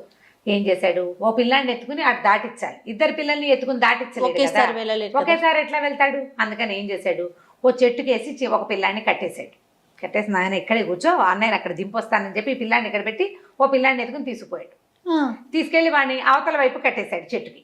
వాడిని మరి తీసుకెళ్ళి అక్కడ మరి పిల్లాడైతే అటు ఇటు వెళ్ళిపోతాడు. పిల్లాడు 4 అడుగులేసి అటు ఇటు వెళ్ళిపోతే ప్రమాదం కదా. మళ్ళీ వెనక్కి వచ్చి చిన్న పిల్లాడిని తీసుకెళ్దాం అనుకున్నాడు. వెనక్కి రావడానికి నదిలోకి దిగగానే ఈ శనీశ్వరుడు నదికి ఉధృతి పెంచేశాడు. పిల్లలిద్దరూ ఒకే నదికి చెరో గట్టున చెరో చెట్టుకి కట్టబడి ఉండగా తండ్రి నీళ్లలో కొట్టుకుపోయాడు. అయ్యో, పిల్లలు ఉండిపోయేసరికల్లా సరే ఏమో ఇంకేం చేస్తారు, ఇక చేయగలిగేది ఏమిటి, కొట్టుకుపోయి ఎక్కడో ఒక చోటకి చేరాడు. తీరా చూస్తే అక్కడ గొర్రెల కాపర్లు కొంతమంది ఉన్నారు. వాళ్ళు ఎవరో కొట్టుకొస్తున్నారు నీళ్లలో. వాళ్ళ గొర్రె అనిపించింది, ఎవరి గొర్రె పడిపోయింది అన్నమాట. తర్వాత తెలిసింది గొర్రె కాదు, వీడెవడో మనిషి. కొంతమంది దిగి తాళ్ళేసి లాగితే ఆ వరవడికి కొట్టుకుపోతున్న ఆయన మోసుకొచ్చి యువతలు పెట్టారు. ఆయన ఏం నీళ్లు తాగేలా, ఈదగలడు, ప్రవాహానికి అడ్డం పడలేకపోతున్నాడు, నీళ్ళు లాగేస్తున్నాయి కదా. నాయన ఎవరు నువ్వు, ఏమిటి నాయన అని అడిగారు. అడిగితే ఏం చెప్పాలి? సరే ఏమన్నాడు, నేను పురూరవ చక్రవర్తి పరివారంలో గొర్రెలు కాసేవాడిని, నా పేరు ఆనందకోనుడు. ఈ గొర్రెలు కాస్తూ ఇది ఈ నదీ తీరానికి వస్తే గొర్రెలు ఎటో పోయినాయి, నేను నదిలో పడిపోయాను అన్నాడు. అనేసరికల్లా వాళ్ళు ఏం చేశారు, అయ్యో ఎంత కష్టం వచ్చింది, మనిషి ఎంత బాగున్నాడు, చక్కగా లక్షణంగా ఉన్నాడు, నాయన మాతో పాటు ఉండు, మేమందరం గొర్రెలు కాసేవాళ్ళమే, 4 గొర్రెలు ఇస్తాం, గొర్రెలు మేపుకుందు కానీ రా మాతో పాటు రా అని వాళ్ళు ఏం చేశారు, ఈయనకి కట్టుకోవడానికి పొడి బట్టలు ఇచ్చి 2 కంబళ్ళు ఇచ్చి చలి మరి వారిని నీళ్ళల్లో కొట్టుకొచ్చేవాడి పరిస్థితి ఎట్లా ఉంటుంది, ఓ చిన్న గుడిసె ఒకటి ఏర్పరిచి ఇక్కడ ఉండు నాయన మాతో పాటు అంటే ఆ చచ్చిపోయిన భార్య తప్పిపోయిన పిల్లల గురించి ఏడ్చుకుంటూనే నోరు మూసుకొని వీళ్ళతో పాటు ఉండిపోయాడు. ఈ చెరుక నదికి అటు ఇటు పిల్లలు ఉన్నారా, ఒక గొల్లెత ఆ వైపుకి వచ్చి ఈ పిల్లాన్ని చూసింది. ఎవరండి? గొల్లెత అంటే ఒక గొల్ల స్త్రీ వచ్చి చూసింది. చూసేసరికల్లా పిల్లాడు ఎంతో బాగున్నాడు, ఎంత పండులా ఉన్నాడు, ఎవరు కట్టేశారంటే మా నాన్న కట్టేశాడు. నాన్నే తెలుసు, అంతకంటే వాడికి ఏం తెలియదు, పేర్లు గీర్లు తెలియవు వాడికి. సరే పిల్లాన్ని ఓడదీసి ఎత్తుకున్నాక ఏమైంది, 2వ గట్టుకి వెళ్దామని ఒక చిన్న డింగీ తెచ్చుకుంది. ఆ డింగీలో ఈ పిల్లాన్ని పెట్టుకుని ఈ నది దాటించబోయింది. నది దాటించేసరికల్లా అక్కడ చెట్టు కట్టేస్తున్నాడు 2వ. మా అన్నయ్య ఉన్నాడు అన్నాడు వీడు. అయ్యో 2 పిల్లల్ని చెట్టు కట్టేశారు, ఇదేమిటోనంటే ఆ 2వ పిల్లాన్ని కూడా ఓడదీసింది. పోనీలే, ఇద్దరు ఒక దగ్గరే ఉన్నారు. అన్నదమ్ములు ఇద్దరిని ఆవిడ కాస్త చంక పెట్టుకుని వెతికింది, ఎవరు కనపడలేదు. పోగొట్టుకుని నాన్న ఎవరంటే నాన్న ఎత్తుగా ఉంటాడు, పొడుగ్గా ఉంటాడు, అదే తప్పిస్తే ఇక వాళ్ళకి ఏమీ తెలియదు. చిన్న పిల్లలు 3-4 లోపల, 3-4 ఏళ్ల పిల్లలు. సరే ఏం చేసింది, ఈ పిల్లలిద్దరు ఒకేసారి దొరికారు. అదృష్టంలాగా నాకు పిల్లలు లేరు, వీళ్ళని నేనే పెంచుకుంటానని పిల్లల్ని తీసుకుపోయింది. అయితే గొల్లావిడ కదా, వీటి దగ్గర ఆవులు గేదెలు ఉన్నాయి, ఆవులే ఎక్కువగా ఉన్నాయి. ఈ ఆవులు కాయడానికి ఒక పొల్ల ఇస్తే పిల్లలు పొల్లలు తీసుకోకుండా మూలంగా కత్తి ఏదైనా ఉంటే కత్తి పుచ్చుకుని తోరేవాళ్ళు. ఆవిడనుకు వీళ్ళు ఎవరో పెద్ద రాజుగారి పిల్లలు అయి ఉంటారు, వీళ్ళకి మామూలు లక్షణాలు లేవు, ధోరణి ఏదైనా చూపిస్తే లేట్ చేసుకుంటారు, కత్తి కనపడిన పాములుగా పిల్లల్లాగా ఎక్కడ పడితే అక్కడ పట్టుకోవటంలా, తెలివి తక్కువగా లేరు వాడు. కత్తి ఎక్కడ పట్టుకోవాలో వాడికి ఉగ్గుపాలతోటి పెట్టేసినట్టుంది వాడి చరిత్ర. దాంతో ఇప్పుడు ఏం చేసింది, సరే పిల్లలకి ఏమైనా విద్యలు నేర్పిస్తే బాగుంటుందని వాళ్ళ దగ్గర ఈ కర్ర సాము కత్తి సాము చేసే వాళ్ళు ఎవరో స్నేహితులు ఉంటే వాళ్ళ దగ్గర పెట్టింది. మా పిల్లలు కూడా నేర్పించండి. ఆ పిల్లలిద్దరు ఈ గోళ్ళావిడ దగ్గరే పెరగటం మొదలుపెట్టారు. ఈ ఆనందకోణుడు ఇక్కడ ఈ గొర్రెల వాళ్ళ దగ్గర ఉన్నాడు కదా. సరే ఏమైంది, ఈ గొర్రెలు తోలుకెళ్తుంటాడు. ఆ గొర్రెలు అటు ఇటు తిరుగుతాయి, మళ్ళీ సాయంకాలం తీసుకొస్తాడు. ఆ ఉన్న వాళ్ళు ఏదో ఒక ముద్ద అడకేసి పెడతారు, వాళ్ళతో పాటు కలో గంజా ఒక ముద్ద తింటూ బతికే ఉన్నాడు ఆయన. ఎప్పటికో ఇక్కడి నుంచి వస్తుంది. శనేశ్వరుడు ఎంతకైనా తగును, చూడు ఎన్నెన్ని చేశాడు. మహారాజును తీసుకొచ్చి ముందు కూలింగ్ చేశాడు, తర్వాత గొర్రెలు కాపరం చేశాడు. ఇంకా ఏం చేయబోతావో నాయనా నువ్వు నాతోటి అనుకుంటున్నాడు అనమాట. అయితే ఏమైంది, ఈయనకి చాలేదు శనీశ్వరుడికి, ఇంకా ట్రై చేయాలి. కానీ ఈయనకి చూడండి తెలిసి కూడా కష్టాలు పడుతున్నాడు ఇంకా కూడా. మరి చెప్పాడు కదా యవనంలో పట్టుకోమన్నాను, పట్టుకున్నాడు, మరి తప్పదు, అనుభవించాల్సిందే. దీనికి తిరుగుబాటు చేసి గొడవ చేసి లాభం లేదు, ఒగ్గటమే అంతే. ఇంకా సర్దుకుని ఉండటమే. సర్దుకుంటూ ఉంటే శని సర్దుకున్న వాడిని గెలిపిస్తాడు చేయ. శనిగ్రహపు లక్షణం అది. నువ్వు లాక్కున్న కొందికి తెగుతుంది తప్పిస్తే ప్రయోజనం లేదు. సర్దుకుని ఎలా ఉండాలో అలా ఉండాల్సిందే. అంటే ఎట్లా కాదు రమ్మగారు, మీ ఉద్దేశం అంటే కష్టం వచ్చినా కూడా దాన్ని అనుభవించాలి. నీకు ప్రారంధ కర్మాన్ని అనుభవిస్తే తీరిపోతుంది కర్మానుభవం. అనుభవించనని దుఃఖపడ్డం వల్ల దుఃఖం ప్లస్ అవుతుంది, కష్టానికి తోడు దుఃఖం ప్లస్ అవుతుంది. దుఃఖపడి నువ్వు పెనుగులాడి అక్కడి పరిగెత్తి ఇక్కడి పరిగెత్తి అదే అవన్నీ చేశారు అయినా నాకు ఇది కాలేదంటావు. నువ్వు చేసేవి చేస్తూనే ఉంటావు క్రియలు. ఇది ఎలా చేయాలి, చేయాల్సిన పని చేసినట్టుగా చేయాలి, దీనికి ప్రతిక్రియగా చేయకూడదు. నేను 4 గుళ్ళు తిరిగాను అయినా నన్ను ఏ దేవుడు కరుణించలేదు అనకూడదు. అసలు భగవంతుణ్ణి ప్రశ్నించకూడదు శని దశ ఉన్నవాడు. తల వంచుకొని వెళ్ళిపోవాల్సిందే. వంచి ఎంత బరువు నువ్వు వంగిన కొద్దీ వేస్తాడు, నువ్వు మోసిన కొద్దీ నువ్వు నచ్చుతావు ఆయనకి. మోసిన కొద్దీ నీకు తర్వాత జీవితం చాలా బాగుంటుంది. నేను అదే అడుగుదాం అనుకుంటున్నా. చాలా బాగుంటుంది తర్వాత జీవితం. శని దశలో నలిగిపోయిన వాళ్ళు ఆ దశ తర్వాత దశలు తిరిగిపోతాయి, వాళ్ళకి దశ తిరిగింది అంటారు చూసావా, అట్లా తిరుగుతుంది. వంగాలి, భగవద్ ప్రార్థనే చేసుకోవాలి, ఎక్కువగా భగవంతుడి పాదాలే పట్టుకోవాలి. ఈ కష్టం గట్టెక్కే మార్గం చూడమనాలి. సరే, ఏం చేశాడు ఇప్పుడు ఈ శని ఏం చేశాడు? ఇంకా కొంచెం ఎక్కువ పరీక్షించాలి. ఆ ఊరి రాజుగారి అంతఃపురంలో దొంగతనం జరిగింది. అంతఃపురంలో ఆయన దొంగతనం జరిగినటువంటి వస్తువులు మూటగట్టి ఎక్కడ ఈ ఆనందకోనుడు పడుకుని ఉన్నాడో పూరి గుడిసెలో అక్కడ తెచ్చిపెట్టాడు దొంగ. చూసారా? ఆ పని చేయించాడు ఆయనే చేయించాడు, అది కల్పించాడు. అది వాళ్ళేమో దొంగని వెతుక్కుంటూ వచ్చారు. దొంగ ఇటే వచ్చాడు, కనపడుతున్నాడు. మామూలుగా దొంగలు అసలు కనపడతారు? కనిపించరు, మాయమైపోతారు. కానీ ఇక్కడ కనిపించాడు వాడు. ఎక్కడి నుంచి కనిపించాడు? అంతఃపురం నుంచి ఊరంతా తిరిగి ఈ గొల్లలు, వీళ్ళు గొర్రెల కాపర్లు ఎక్కడ, గొల్లలు కాదు వీళ్ళు, గొర్రెల కాపర్లు ఎక్కడున్నారు? ఓ నదీ తీరాని ఉన్నారు. అక్కడికి ఆ నది కొంచెం ఊరికి దూరంగా ఉంది. అక్కడ దాకా లాక్కొచ్చాడు ఆ దొంగ వీళ్ళని, సైనికుల్ని. ఈ గదిలోకి వెళ్ళి అతన్ని దాంట్లో పడేసేసి వెళ్ళిపోయాడు. ఆ దొంగ కూడా సమున్నతాకారుడు. ఇక్కడ పడుకున్న ఆనందకోణుడు సమున్నతాకారుడే. మరి గమ్ముకొని దూరం నుంచి చూస్తే ఓ పొడుగాటి మనిషి చేతులు ఊపిస్తూ పరిగెడుతున్నాడు. పొడుగాటి చేతులు, ఇంత పొడుగువాడు, ఎత్తు, వాడికి మీసాలు ఉన్నాయి, గడ్డాలు ఉన్నాయి, జుట్టు ఉంది, అవే కనపడతాయి చీకట్లో. అంతకంటే ఏం కనిపిస్తాయి? ముక్కు మూతి కనపడవు కదా, ఒడ్డు పొడుగు కనపడతాయి. ఒడ్డు పొడుగు కనపడుతోంది. వీళ్ళంతా వెతుక్కుంటూ ఇక్కడికి వచ్చారు. ఈ పాకలోకే ప్రవేశించాడన్నారు. ఆ పాకలో ఆనందకోణుడు నిద్రపోతున్నాడు. ఆయన పక్కన మూట పెట్టుంది. ఏ దొంగ అయినా మూట పక్కన పెట్టు పడుకుంటాడు. ఆ పాయింట్ వాళ్ళు పట్టుకోలేదు. ఈయన పట్టేశారు. అందరూ అతనికి ఏమనుకున్నాడంటే, ఇక ఈ గొర్రెల వాళ్ళంతా ఇతన్ని గౌరవించేవాళ్ళు. ఇతని ముఖవర్చస్సు, అతని పద్ధతికి వాళ్ళెవ్వరూ ఏమీ అనేవాళ్ళు కాదు. చాలా ప్రీతి నేర్పేవాళ్ళు. ఆ ప్రీతిని చెడగొట్టాలి.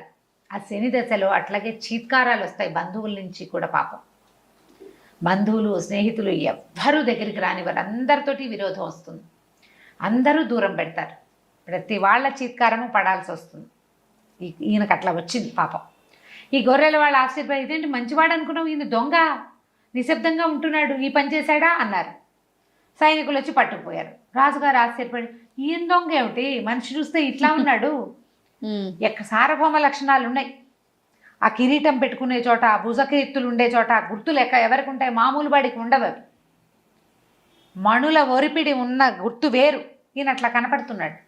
మనిషి చూస్తే మంచి కళైన మొహం, మంచి వర్చస్సు, మాట గంభీరం. ఇది ఎట్లా ఉందంటే ఉరుగుతున్నట్టుగా ఉంది, మేఘగా గంభీరంగా ఉంది కంఠస్వరం కూడా. ఈయన ఎందుకు దొంగ అవుతాడు అని ఆశ్చర్యపోయారు. రాజుగారు డైరెక్ట్గా అడిగాడు, అయ్యా తమరే దొంగతనం చేశారా అంటే, ఇప్పుడు ఏం చేస్తాను నేను కాదన్నా ప్రయోజనం లేదు. మరి వస్తువు దొంగ ఒకచోటే దొరికినప్పుడు ఇంకా నేను చెప్పుకునేదేముంది, మీరు ఏం చేస్తే అది చెయ్యండి అన్నాడు. దానికి కూడా వడంబడిపోయాడు. ఇక అంతే దీపావళని. రాజుకి మనసు ఒప్పలేదు, ఏం చేయాలో తెలియట్లేదు. సరే, మిగిలిన వాళ్ళని న్యాయాధికారులను అడిగారు. ఏం చేయాలంటే, దొంగ చేస్తానం చేసిన వస్తువుతో పట్టుబడితే ఎడం కాలు ఎడం చెయ్యి కొట్టేయాలి. కాలు చెయ్యి కొట్టేశారు. అయ్యయ్యో. ఎడమ కాలు ఎడమ చెయ్యి కొట్టేసి అది ఎక్కడ వత్స్యస్థానానికి తీసుకెళ్ళి అక్కడ ఎడం కాలు ఎడం చెయ్యి తీసేశారు. ఒక కాలు చేతితోటి అక్కడ పడున్నాడు ఆయన. పురూరవ చక్రవర్తి, అంత గొప్ప చక్రవర్తి. పడిపోయాడు. చెయ్యి కాలు కథలో. ఆహారం ఎట్లా వస్తుంది? ఏ పని చేయకుండా ఈయనకి ఎక్కడి నుంచి వస్తుంది? ఈ ఊరు తంది కాదు, ఇక్కడ ఎవరుంటారు? ఇక భగవత్ ప్రార్థన చేసుకోవటం మొదలుపెట్టాడు ఆయన. ప్రార్థన చేసి చేసి క్రమంగా ఆయనకి బుద్ధి ఎక్కడ వచ్చింది? సరస్వతీదేవి మీదకి వెళ్ళింది. ఇతను సరస్వతి తీరంలోనే తపస్సు చేశాడు ఊర్వశి కోసం. రెండు సార్లు సరస్వతీదేవిని ప్రార్థించాడు. ఆవిడ ప్రత్యక్షమైంది. ఎట్లా వచ్చిందంటే, ముక్కు లేని ఆడదానిగా వచ్చింది. ముక్కు లేదు సరస్వతికి. ముక్కు కోయబడిన స్త్రీలాగా కనపడింది. ఒక పాత గుడ్డ కట్టుకుని, ఓ నిమ్మకాయ, ఓ నూనె గిన్నె, ఓ చిన్న తెల్లటి గుడ్డ పుచ్చుకుని, ఒక పాత వాడిన చీరతోటి ముక్కు లేని ఒక స్త్రీలాగా కనిపిస్తే ఎవరో అనుకోవాలి. కానీ ఈయన గుర్తుపట్టాడు ఈవిడ సరస్వతిని. అమ్మ వచ్చావా జగజన్ని, నన్ను కరుణించడానికి అన్నాడు. అనేసరికల్లా ఆవిడ, నువ్వు నన్ను గుర్తుపట్టావు, చూసావా నాయన, ఎంత వాడికైనా తప్పదు. నాకైనా నా కర్మానుభవం వల్ల, నేను చేయకూడని కొన్ని పనులు చేయటం వల్ల ప్రతివాడికి నన్ను దానం ఇస్తారు. ఏం చేస్తారు? ఒక కవి రాసేస్తాడు కవిత్వం, రాసేసి ఎవడికో ఈ కృతికర్త ఈ కృతిని ఈ కావ్యకని నేను ఎవడికో దానం చేస్తా. ఆ దౌర్భాగ్యుడి హస్తస్పర్శ వల్ల నా ముక్కు ఊడిపోయిందిరా నాయన. ఈ ముక్కిడిగా నీకు కనపడ్డా నువ్వు గుర్తుపట్టావు, నీ తాలూకు భాగ్యవశమే ఇది. సహించుకుని ఉంటున్నావు, సహించుకుని ఉండాలి. అమ్మ ఈ పరిస్థితి మారుతున్నాడు, తప్పకుండా మారుతుంది, మారక తప్పదు. ఈ కొద్ది నాళ్ళు ఇలాగే ఓపికగా ఉండు. ఓపికగా ఉంటే నీ కాళ్ళు చేతులు నీకు వస్తాయి, నీ భార్య సజీవురాలుగానే ఉంది, నీ కుమారుడు నీ దగ్గర చేస్తాడు. ఇదే కాదు, నీ రాజ్యం కూడా నీకు వస్తుంది. నీకు కావాల్సిందల్లా ఓపిక, సహనం. శనిని భరించటానికి ఓపిక కావాలి. సరే, ఆవిడ ఏం చేసింది, అమృత ఆహారం తీసుకొచ్చి ఈయనకి ఆహారం, ఆయన నూనెను నిమ్మకాయ తెచ్చింది కదా, ఈయన గాయాలు 2 చెయ్యి కాలు లేవుగా, ఆ 2 చోట్ల కాస్త నూనె రాసి కట్టుకట్టి అక్కడి నుంచి ఈయనకి ఆహారం తెచ్చిపెట్టింది. ఆహారం పట్టుకొచ్చింది. అది తిని బతికున్నాడు అనమాట. ఆయన అక్కడే వచ్చే స్థానంలో నడిచి వెళ్ళలేడు, ఓకాలే కదా ఉంది, ఎట్లా నడిచి వెళ్తాడు, అక్కడే ఉండిపోయాడు. అయితే ఆ రోజుల్లో ఆ రాజ్యంలో పరదేశి కావలి శెట్టి అని ఒక శెట్టి గారు ఉండేవాడు. పరదేశి కావలి ఆయన పేరు. అయితే ఈ పరదేశి కావలి ఎప్పుడో వ్యాపారానికి పంపించిన ఒక నావ మునిగిపోయింది, దొరకలేదట. దొరక్కపోయేసరికి ఇక ఆశలు వదిలేసుకున్నాడు ఆయన. సరిగ్గా ఈ వచ్చస్థానంలో ఈ వ్యవహారం అంతా జరుగుతున్న కాలంలోనే ఆ నావ దొరికింది. ఆ పడవ దాని తాలూకు ఆనుపాన్లు తెలిసినాయి. నా పడవ తీరానికి వచ్చేసింది. కొన్ని కోట్ల రూపాయలు ఉన్నాయట అందులో. దాంతో ఈ పడవ దొరికేసరికల్లా ఆయన చాలా సంతోషించి అందరికీ దాన ధర్మాలు చేస్తున్నట్టు. దాన ధర్మాలు చేస్తూ ఊళ్ళోకి వచ్చాడు. ఊళ్ళోకి వచ్చేసరికల్లా అక్కడ ఏమన్నారు, కొంతమంది సైనికులు వాళ్ళు వీళ్ళు, మీరు ఇంతకు బీదా బిక్కికి దానం దానాలు ధర్మాలు ఎవరికి చేస్తారు, సాధారణంగా బీదా బిక్కికి దానాలు. బ్రాహ్మణ దానం ఒకటి విశేషమైన దానం, ఆ కాలంలో అదే పద్ధతి. అయితే ఇది వజ్రస్థానంలో మొన్న ఒక ఆయన దొంగతనం చేశాడని చెయ్యి కాలు కొట్టేశారు ఒకడున్నాడు, అతనికి ఏదైనా ఇవ్వండి అన్నారు. అనేసరికల్లా సరే ఏదో ఆహార పదార్థం ఇస్తామని వచ్చాడు. వచ్చి చూసేసరికల్లా ఈ కాలు చెయ్యి లేకుండా అక్కడ పడున్న ఆయన చూసేసరికల్లా కరిగి నీరే ప్రవహించేశాడు ఆ పరదేశి. ఏమిటి ఈ మొహం చూస్తే ఆయనకి తెలిసిందనమాట, వీటి మనిషి కాదు, మామూలు వాడు కాదు, సామాన్య మానవుడు, దొంగ 100% కాదు, ఏదో ప్రత్యేకత ఉంది ఈయనలో. ఈయనలో ఉన్న ఆ ప్రత్యేకత ఏమిటో బుద్ధికి ఎక్కడో తగులుతోంది, నోటికి అందటల్లా అది మనసుకు తెలుస్తోంది. ఈయన మామూలు వాడు కాదు, ఈయన గ్రేట్ పర్సనాలిటీ అనేది అర్థమవుతుంది. ఏమిటో తెలీదు, కానీ ఒక ఆకర్షితుడైపోయాడు. ఆకర్షితుడైపోయి దగ్గరకు వచ్చాడు. అయ్యా ఏమిటండి మీ పరిస్థితి ఏంటంటే, కర్మాన్ భవన్ అయినా ఇట్లా అయింది, అదే మాట్లాడుకున్నారు. ఇంతలో సరస్వతీదేవి వచ్చింది ఆహారం పట్టుకుని. ఓహో, ఆవిడ రోజు వచ్చి 3 పూట్ల ఇతన్ని పోషించింది సరస్వతీదేవి. ప్రతిరోజు ఇలా ముక్కిడిగానే వచ్చేది, ఆ ముక్కు లేని స్త్రీగానే వచ్చేది ఆవిడ. 3 రోజులు 3 పూటల అమృతాహారం తెచ్చిచ్చింది అతనికి. మరి ఆయన చేసుకున్న తపస్సు, సరస్వతి తీరంలో చేసిన తపస్సు ఇట్లా ఫలించింది చూడండి. అదే మరి అతని ఫలితం ఏదో ఒకటి లభించాలి కదా. అందుకని ఎప్పుడు చేసిన పూజ అయినా మనకు అవసరమైన కాలంలో ఏదో రకంగా ఫలిస్తుంది. అదేగా ఎప్పుడు చెప్పుకుంటాం మనం. ఇక ఈ పరదేశి కావాలి ఈవిని గుర్తుపెట్టాడు. ఈవిడ మనిషి కాదనిపిస్తోంది అతనికి. మామూలుగా మనకి దేవతలకి చుట్టూతా ఆరా ఉంటుంది, ఒక కాంతి వలయం ఉంటుంది. ఈ మురికిగా ముక్కు లేకుండా వికృత రూపంలో కనపడుతున్న స్త్రీ చుట్టూతా ఉన్న ఒక కాంతి వలయం అతని బుద్ధికి తగిలింది. మరి రాజును ఎట్లా గుర్తుపెట్టాడు? వజ్రస్థానాన్ని తీసుకెళ్ళి ఎవరో కొంతమంది చెయ్యి కాలు కొట్టేశారు. కొట్టేసిన వాడికి వీడు పెద్ద గొప్పవాడేమోనని అనిపించలే, వాళ్ళకి తెలియలా. ఇతను తెలిసింది, ఒక్కొక్కటి తెలుసుకోగలుగుతాడు. ఇతను ఆశ్చర్యపోయి, అయ్యా ఈవిడ ఎవరు, అమ్మవారి స్వరూపంలాగా కనపడుతోంది నాకు, ఏదో కాంతి ఉంది ఈమెలో, ఒక ప్రత్యేకమైన దైవికమైన అంశని గుర్తుపెట్టాడు అతను. పదే అడిగాడు. అడిగేసరికల్లా ఆవిడ తన స్వరూపంతో కనపడింది, నిజ స్వరూపం. పరమానంద భరితుడైపోయాడు.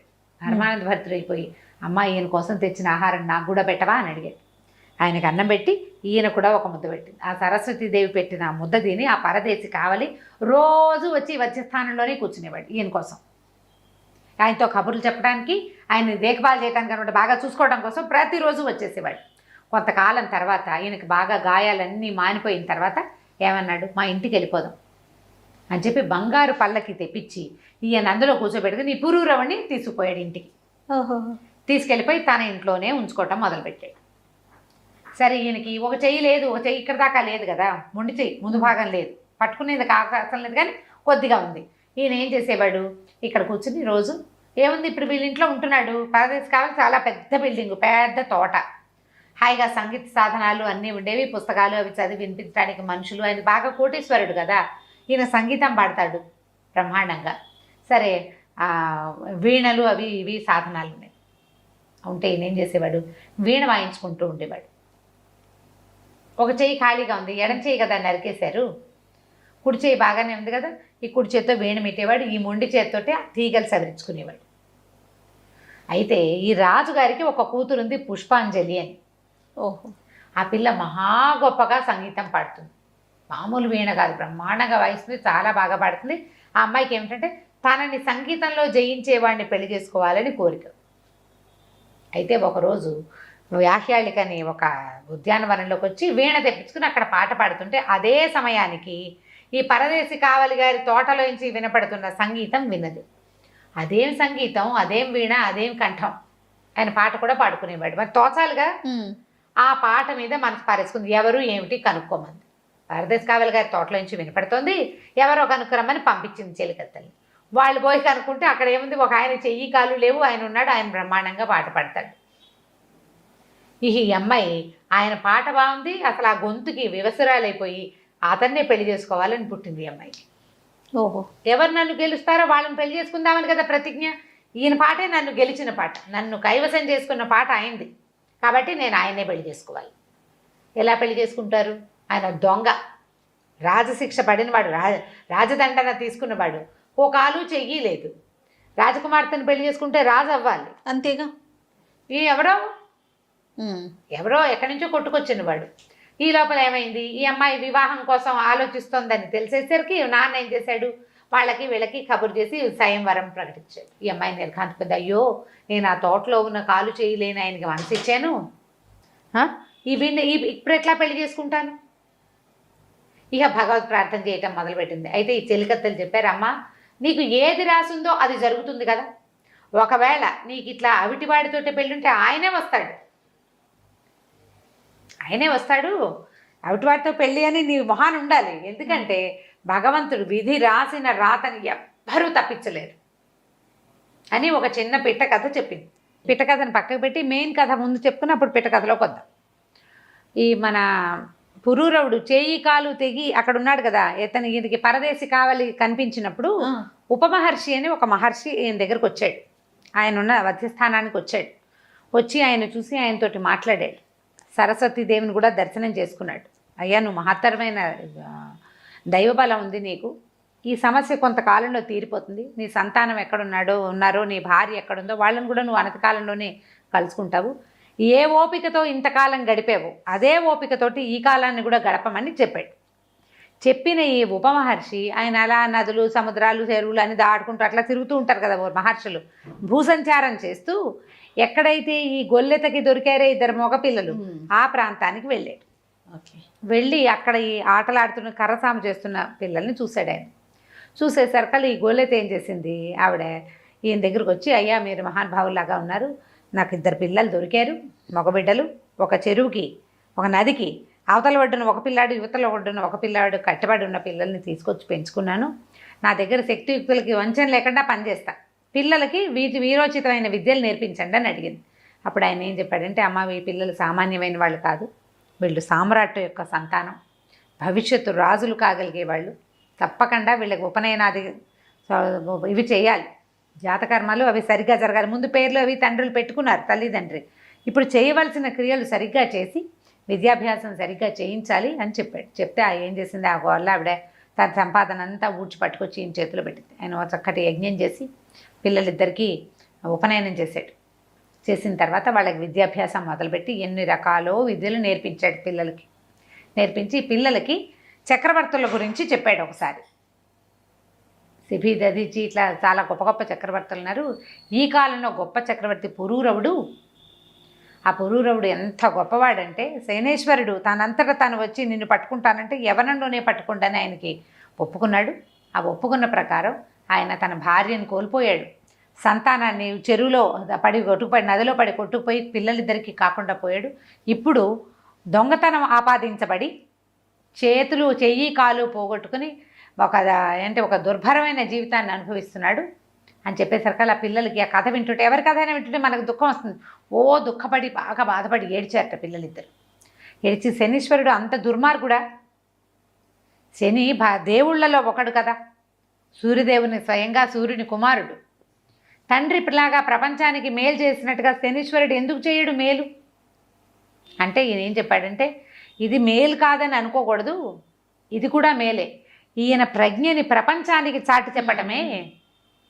ఇంత కష్టపడినా సహనాన్ని కోల్పోలేదు, ధర్మపరాయణత్వాన్ని విడనాడలేదు, సత్యవ్రతాన్ని మానలేదు అని ఈయన యొక్క ప్రతిభని ప్రపంచానికి తెలియజేస్తాడు. ఎంత బంగారమైనా కాలిస్తే కానీ నిగ్గు తేరదు, కాల్చిన కొద్దీ వన్నె పెరుగుతుంది. అట్లా కాల్చబడుతున్న దశలో ఉన్నాడు పురూరవుడు. ఇంకొక 3 సంవత్సరాలు, ఈ 3 ఏళ్ళు గడిచాక ఆయన దశ మారుతుంది. శనీశ్వరుడు వదిలిపెట్టేస్తాడు. సంతానము భార్య అందరూ చేరుకుంటారని చెప్పితే విన్నారు పిల్లలు. ఆ కథ తెలుసుకున్నారు. సాకల్యంగా పురూరవ చక్రవర్తి కథ అంతా తెలుసు వాళ్ళకి. ఈ విద్యలు పూర్తవుతూ ఉన్నాక పిల్లల్ని మిగిలిన విద్యలు నేర్పడానికి ఇంకొంతమంది ఉపాధ్యాయుల దగ్గర పెట్టి ఈయన మళ్ళీ సంచారానికి వెళ్ళిపోయాడు ఉపమహర్షి. ఈ వెళ్ళి ఈయన ఎవరిని కలిశాడు? నవకోటి నారాయణని కలిశాడు ఒక ద్వీపంలో. కలిసాక అతను ఎక్కడ కూర్చున్నాడు?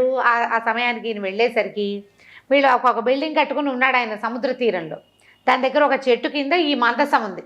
అమ్మాయి ఉన్నటువంటి ఈయన భార్య జయప్రదాదేవి ఉన్న మందసం ఉంది. ఆ మందసం దగ్గరే ఆయన సభ చేసుకుని ఉంటే ఈ ఉపమహర్షి అక్కడికి వెళ్ళాడు. వెళ్తే, అయ్యా మీరు ఏ దేశాలు తిరిగి వచ్చారు, మీరు ఎంత వాళ్ళు, ఎక్కడికి వెళ్ళారు ఏమిటి అని అతను అడిగాడు. నవకోటి నారాయణ అడిగితే, నేను ఎన్నో రాజ్యాలు చూశాను, ప్రతిష్టానపురం అంత గొప్ప రాజ్యాన్ని నేను చూడలేదు. ప్రతిష్టానపురపు రాజు చాలా గొప్పవాడు, చక్రవర్తి. అతను సామ్రాట్ లక్షణాలు పుణుకు పుచ్చుకుని పుట్టినవాడు, చాలా అద్భుతమైన జన్మ కలిగినవాడు, చాలా అత్యద్భుతమైన సౌందర్య రాశి, చాలా గొప్ప జన్మ కలిగిన అమ్మాయిని వివాహం చేసుకున్నాడు. ఇప్పుడు ఇలాంటి కష్టాల్లో ఉన్నాడు అని ఈ కథ అంతా అతను భార్యని ఎలా పోగొట్టుకున్నాడు. మంటల్లో కాలిపోయింది భార్య, నీళ్ళ దగ్గర తప్పిపోయాడు అతను, పిల్లల్ని అక్కడ వదిలిపెట్టేశాడు. ఆ పిల్లలు ఒక గొల్ల స్త్రీ దగ్గర పెరుగుతున్నారు. ఇప్పుడు చెయ్యి కాలు కొట్టబడి ఇట్లా దుర్భరమైన వేదాన్ని అనుభవిస్తున్నారంటే అవంతా కూడా ఈ పెట్టెలో ఉంది కదా, ఈవిడ లోపల కూర్చున్న జయప్రదాదేవి ఇదంతా విని, అయ్యో నా భర్తకి ఎన్ని కష్టాలు వచ్చినాయి, ఎంత దుఃఖాన్ని అనుభవిస్తున్నాడని చాలా దుఃఖపడింది. కథ అంతా తెలుసుకుంది. తన పిల్లలు ఎక్కడున్నారో ఆవిడకి తెలిసిపోయింది, భర్త ఏ స్థితిలో ఉన్నాడో కూడా తెలిసిపోయింది. అప్పుడు ఈ నారాయణ ఈ తప్పిదంలో తనకి భాగం ఉంది, అతనే కదా మరి ఈవిడ్ని మందసంలోకి ఆవిడ ఎట్లా వెళ్ళిపోయింది, ఇతడి వల్లే వెళ్ళింది. అయితే అప్పుడు తను తెలుసుకున్నాడనమాట, శనీశ్వరుని యొక్క ప్రేరేపణ వల్లే నాకు అలాంటి బుద్ధి పుట్టింది. అంతకుముందు అతను స్త్రీలోలుడు కాదు, నవకోటి నారాయణ మంచివాడే. ఆ రోజున అతనికి ఆ బుద్ధి పుట్టించాడు శని అని అతను కూడా అప్పటికే అతనికి తన పశ్చాత్తాపడుతున్నాడు. తెలిసిందనమాట ఆవిడెవరో కాదు, సాక్షాత్తు పురూరవ చక్రవర్తి భార్య అని తెలుసుకున్నాడు. ఒక లేఖకుడుగా నా దగ్గర పనిచేసే చక్రవర్తి చేత పనిచేయించుకున్నానని చాలా బాధపడ్డాడు. ఇక తర్వాత ఈ పిట్ట కథ దగ్గరకు వద్దాం. ఇక్కడ ఇలా జరుగుతోంది. ఇక్కడ ఏమైంది, వీళ్ళు ఈ రాజుగారేమో పుష్పాంజలి తండ్రి విశాల నగరం అది, ఆ నగరంలో ఏం చేశారు వాళ్ళు, స్వయంవరం చాటిచ్చారు. స్వయంవరానికి అందరూ వచ్చేసారు. రాజకుమార్తెకి స్వయంవరం అని మనం కూడా వెళ్ళి చూద్దామని ఈయనకి ఫ్రెండ్ ఉన్నాడు కదా పరదేశి కావలి, అతను ఏం చేశాడంటే ఈయనకి చెప్పాడు పురూరవ చక్రవర్తికి, అయ్యా రాజుగారు అమ్మాయికి స్వయంవరంట, మనం కూడా వెళ్ళి ప్రేక్షకుల్లో కూర్చొని చూడొచ్చు అని చెప్పి ఆయన బయలుదేరి తీసేశారు. సరే ఏం చేశారు, ఇద్దరు కలిసి ఆయనకి బంగారు పల్లకి పెట్టించి ఆయన తీసుకొచ్చాడు. ప్రేక్షకుల్లో ఓ పక్కన కూర్చుని ఉన్నారు వీళ్ళు. ఈ స్వయంవరానికి ఇంతమంది జనం వచ్చేసరి ఈ పెళ్లి కూతురు బెంగ పెట్టేసుకుంది, అయ్యో నా వివాహం ఎట్లా అవుతుంది అని. ఆ అమ్మాయి ఏం చేసింది, స్వయంవరం చాటిస్తున్నాడు తండ్రి అనగానే ఒక జ్యోతిష్కుని పిలిచి అడిగింది, ఏం జరుగుతుంది, నేను ఒకళ్ళని వివాహం చేసుకోవాలనుకుంటున్నా, ఇప్పుడు నా పరిస్థితి ఏంటంటే ఆయన ఏం చెప్పాడంటే, అమ్మ నీ జాతకంలో ఒక ప్రత్యేకమైన విషయం ఉంది, ఎవరి సంగీతం వింటే నీ మెళ్ళలో ఉన్న ముత్యాల హారంలో ఒక పచ్చల పథకం ఉంది కదా, ఆ పచ్చ కరిగింది, అతడితో నీ పెళ్ళవుతుంది. నీ అంతఃపురంలో ఎండిపోయిన ఒక చెట్టు చిగిర్చింది, ఎవరి సంగీతం వల్ల చిగిరిచిందో వాడితోటే నీ పెళ్ళవుతుంది అని చెప్పాడు. ఇప్పుడు మెళ్ళలో ఒక పద్మరాగమణి, పచ్చ అంటారు కానీ పచ్చ కాదు, ఒక పద్మరాగమణి ఉంది, ముత్యాల దండ, ఒక ఎర్రటి ఉంటుంది, అది కరిగిపోయిందట రాయి ఆయన సంగీతం విని. అంత అద్భుతమైన సంగీతం, అలాంటి వీణ అనమాట అది. ఆ చెట్లు, ఎండిపోయిన చెట్లు కూడా చిగిర్చినాయి. ఈవిడికి ఆశగానే ఉంది, జ్యోతిష్కుడు చెప్పాడు, కానీ ఇంతమంది వస్తే వీళ్ళలో పెళ్లి కొడుకేడి, తనకు కావాల్సిన వాడు ఉండడు, అసలు చూడలేదు. ఆయన ఇది కాదు, ఆయన రాజు కాదు, అతన్ని పిలవరు వీళ్ళు, ఎట్లా స్వయంవర మండపంలో నాకు అతనితో పెళ్ళవుతుంది అని దిగులు పెట్టుకుంది. అప్పుడు చెలికథ ఏం చెప్పిందంటే, ఒక పిట్ట కథ చెప్తాను. బ్రహ్మదేవుడి ఆ రాత గనక ఉంటే దాన్ని తప్పించగలిగేవాడే లేడు. పూర్వం ఇదే విశాల నగరంలో ఓ రాజుగారు ఉండేవారు. ఆయనకి పిల్లలు కలగల చాన్నాళ్ళు. భార్య ఆయన ఎంతో తపస్సు చేస్తే పరమేశ్వర వరప్రసాదంగా ఓ కూతురు పుట్టింది. పిల్ల కొంచెం పెద్దదయ్యాక రాజుగారు రాణిగారు ఇద్దరు పెళ్లికి సంకల్పించారు. రాణిగారేమో తన మేనల్లుడికి ఇవ్వాలనుకుంది, రాజుగారు తన మేనల్లుడికి ఇవ్వాలనుకున్నారు. ఏం చేశారు? రాజుగారి మేనల్లుడు పెళ్లికి తరలొచ్చేశాడు, రాణిగారి మేనల్లుడు తరలొచ్చేశాడు. ఈ పిల్లని ఎవరు ఇచ్చి పెళ్లి చేస్తారు? ఇంతలో దేవతలంతా ఆకాశంలో చేరి చూస్తున్నారు. బ్రహ్మదేవుడిని అడిగారు, అయ్యా వీళ్ళిద్దరిలో ఎవరితో పెళ్ళవుతుంది తాత అని అడిగారు. తాత ఏం చెప్పాడంటే, వీళ్ళిద్దరితోటి అవదరా, వీడికి ఈ పిల్లకి హిమాలయాల్లో ఒక కుష్ఠరోగి ఉన్నాడు, వాడితో పెళ్ళవుతుంది అన్నాడు. అనేసరికి ఇదేమిటి, పెళ్లి కొడుకులు ఇద్దరు సిద్ధంగా ఉంటే వాడెవరితోటో పెళ్ళవుతుందంటాడు తాత. ఈ రాచకన్యకి కుష్టివాడితో పెళ్ళేమిటి, పైగా వీళ్ళు ఉన్నది ఎక్కడ, హిమాలయాలు ఎక్కడ ఉన్నాయి, ఇక్కడి నుంచి అక్కడికి ఎట్లా వెళ్తుంది, పోనీ వాడెట్లా వస్తాడు, కుష్టి వ్యాధి అంటే వాడు నడవలేడు తిరగలేడు, సభ్య సమాజంలోకి వచ్చేవాళ్ళు కాదు, తాత భలే చేస్తున్నాడు అని అనుకుని, సరే ఏం చేశారు, ఈ కుష్టి వ్యాధిగ్రస్తుడు ఒకడు ఉన్నాడు కదా హిమాలయాల్లో ఉన్నాడు, వాడిని అక్కడి నుంచి తీసుకెళ్ళి గరుకుమంతుడికి చెప్పారట. గరుడా, తాత మన విధాత ఒక రాత రాశానన్నాడు, నా రాత తప్పదన్నాడు, రాత తప్పిద్దాం మనం, నువ్వు సహాయం చెయ్యి, ఈ కుష్టి వ్యాధిగ్రస్తుని తీసుకెళ్ళి హిమాలయాల నుంచి వింధ్య పర్వతాల దగ్గర పడేసి అని చెప్పారు. చెప్పేసరికి ఆయన ఏం చేశాడు, గరుకుమంతుడు వచ్చి ఈ కుష్టి వ్యాధి వాడిని తీసిపోయి వింధ్య పర్వతాల్లో పడేశాడు. పడేసరికి ఆయన నిర్ఘాంతపోయాడు, అయ్యా నువ్వేమిటి భగవంతుడికి వాహనానివి, సడన్గా నాకు వాహనాన్ని అయ్యావు, తిండి తిప్పలు నేనేం చేయను, అక్కడ నాకు అన్ని అవసరాలకు సరిపడా ఉన్నాయి, ఇక్కడ తెచ్చి పడేసావంటే, సరే నువ్వు కంగారు పడకు, దేవతల ఆజ్ఞ చొప్పున పడేసా, నీ మీద నాకేం శత్రుత్వం లేదు, నువ్వు నాకు ఆహారానివి కాదు, నీకు తిండే కదా అది నేను తెచ్చి పెడతా అన్నాడు. సరే ఇంతలో ఏమైంది, ఇక్కడ ఈ రాజకన్య దగ్గర రాజుగారి మేనల్లుడు పెళ్ళికి తరలిచ్చేసాడు, రాణిగారి మేనల్లుడు కూడా వచ్చాడు. రాణిగారి ఏం చేసింది, రాణిగారు పోసే అమ్మాయి, ఓ మీ నాన్న నాకు ఇష్టం లేని సంబంధాన్ని కుదిర్చాడు, నువ్వు ఓ పని చెయ్యి అని ఓ పెట్టే, అందులో ఆహార పదార్థాలన్నీ నింపింది, ఆహార పదార్థాలు పెట్టే, నువ్వు కూర్చోవడానికి స్థలం ఉంది, ఇందులో కూర్చున్నాక నువ్వు నిన్ను వేరే చోటకి పంపిస్తా, తలుపు తీయగానే కనపడ్డవాడికి తండేసే వాడే నీ మొగుడని చెప్పింది. చెప్పేసరికి సరే ఈ సామాన్లు మోసుకెళ్తున్నారు. ఈ గరుకుమంతుడు వీడికి ఆహారం తెద్దామని ఆయన వస్తున్నాడు. వస్తూ ఉంటే ఈ సామాన్లన్నీ పెళ్లి వాళ్ళకి పంపిస్తున్న సామాన్లలో ఈ ఆహారపు పెట్టెలు కనపడేసరికి గుమగుమలాడుతున్న పెట్టె అని కాళ్ళతందుని ఇరికించుకుని పట్టుకొచ్చేసాడు గరుకుమంతుడు. తెచ్చి ఈ కుష్టి వ్యాధిగ్రస్తుడిని వింధ్య పర్వతాల్లో పెట్టాడుగా, తీసుకెళ్ళి అక్కడ పడేశాడు. ఒరే నీకు ఆహారం తినరా నాయన అని. ఆయన ఏం చేశాడు, కుష్టి వ్యాధిగ్రస్తుడు పెట్టి తెరిచాడు. తెరిస్తే అటు ఇటు లడ్డూలు అవి ఇవి పెట్టినాయి, వాటి మధ్యలో చక్క కూర్చుని ఉంది, ఇట్లా గడకించి పెట్టుకుని. ఇది లేచింది, ఈయన చూడగానే దండ వాళ్ళ అమ్మ ఇచ్చి పంపించింది, దండెత్తి ఆయన వాళ్ళు వేసి, ఇదేమిటమ్మా నాకు దండేసి ఉంటే నాకు తెలీదు, మా అమ్మ ఎవరు పెట్టి తీస్తారో వాడే నా మొగుడంది, నువ్వే నా మొగుడివి, నువ్వే నాకు దేవుడిచ్చిన భర్తవని. ఈయన కుష్టి వ్యాధి ఎక్కడో వింధ్య పర్వతాల్లో ఉన్నాడు, దీన్ని దిక్కు దివాణం లేదా పిల్లకి, ఆ ఉన్న ఆహార పదార్థాలు తింటూ వాళ్ళిద్దరు అక్కడే ఉన్నారు కలిసి. ఎక్కడ హిమాలయాలు ఎక్కడ వింధ్య పర్వతాలు. పెళ్ళైపోయింది, వివాహం అయిపోయింది, గాంధర్వ వివాహం. భార్య ఇద్దరు మగ ఆడ ఒక చోట ఉండి మెళ్ళో దండేస్తే పెళ్ళైపోయినట్టే. పాతవరం ఇప్పట్లాగా ఖర్చులు లేవు జయ, హ్యాపీగా గారు అక్క దండేసి పారేస్తే పెళ్ళి అయిపోతుంది హ్యాపీగా. సరే ఇవాళ అక్కడ ఉండిపోయారు. తీరా చూస్తే రాజకుమార్తె కనపడలేదు. ఆ పెళ్లి కొడుకు ఈ పెళ్లి కొడుకు పొట్టాడుకున్నారు, అమ్మా నాన్న పొట్టాడుకున్నారు, పిల్ల ఏమైపోయిందో తెలియదు. ఈ లోపల దేవతలందు అందరూ బ్రహ్మదేవుడి దగ్గరికి వెళ్ళారు. తాత నువ్వేదో పెళ్ళి అంటివే, ఈ పిల్లకి మేనల్తో పెళ్ళి, ఎక్కడైందిరా పెళ్ళి, నేను చెప్పిన వాడితోటే అయిందన్నాడు. తీరా చూస్తే ఏముంది, హిమాలయాల్లో ఉండాల్సిన కుష్టి వ్యాధిగ్రస్తుడు పోయి వింధ్య పర్వతాల్లో కూర్చోబెడితే ఈ పెళ్లి కూతురు పని వాళ్ళ పోయి అక్కడికి వెళ్ళి పెళ్లి తీసుకుంది. బ్రహ్మ రాత ఉంటే అట్లా అవుతుంది. అడవిలో ఉసిరికాయ, సముద్రంలో ఉప్పు కలుస్తాయి. ఎక్కడ వాళ్ళు ఎవరినో పెళ్లి చేసుకుంటారు, వాళ్ళు ఊహిస్తాం అంతే అంతే. పెళ్ళిళ్ళు స్వర్గంలో జరుగుతాయంటారు. ఒకవేళ మంచి పిల్లని దుర్మార్గుడైన వాడికి ఎందుకు పెళ్ళి అవుతుందండి, వాడు వెధవా, వాడికి ఇచ్చి ఎలా పెళ్లి చేస్తారు, అవుతాయి పెళ్ళిళ్ళు. దుర్మార్గుడైన వాడే దాని మొహాన రాసుంటే నువ్వు నేను తప్పించలేమే. నువ్వు చూడు జయ, మనం ఇలాంటి మాటలు అంటే జనాలు కష్టంతో వస్తుంది, కానీ నాకు కూడా కష్టమే ఈ మాట మాట్లాడడం, నాకు ఇష్టం లేదు, కానీ ఒకటి చెప్పాలనే అనిపిస్తుంది. ఈ భర్తతో అస్సలు పడక ఎంతో హింసపడి డివోర్స్ తీసుకుంటారు చాలామంది. పెళ్ళంతో కూడా ఇది పనికిరాదని దాన్ని వదిలించుకుంటారు, చంపేసే వాళ్ళు కూడా ఉన్నారు. మళ్ళీ పెళ్లి చేసుకుంటారా? ఈసారి స్వర్గతుల్యంగా ఉన్న జీవితాల వాళ్ళు కనపడతారా జయ? మనకి చాలా తక్కువ కనిపిస్తారు అమ్మగారు. వీళ్ళ ప్రయత్నం లేకుండానే పెళ్ళిళ్ళు ఫెయిల్ అయిపోతాయి పాపం. వీళ్ళు ఏం చేయకుండానే ఇంకా ఏం చేయలేరు. వాళ్ళైతే పర్వాలేదు, కానీ వీడు నాకు కుదరడు, ఇలా ఉంటే నాకు కుదరదు అంటే ఇంతకంటే అధ్వానమైన పెళ్లి సంబంధాలు వస్తాయి తర్వాత. అవును, చెప్పలేకపోతాం. వాళ్ళ మొహానే రెండో పెళ్ళి ఉందనుకో, ఇక మనం చేయగలిగేది అంతే కదా. అది కూడా వాళ్ళ మొహాన రాసున్నదే కదా.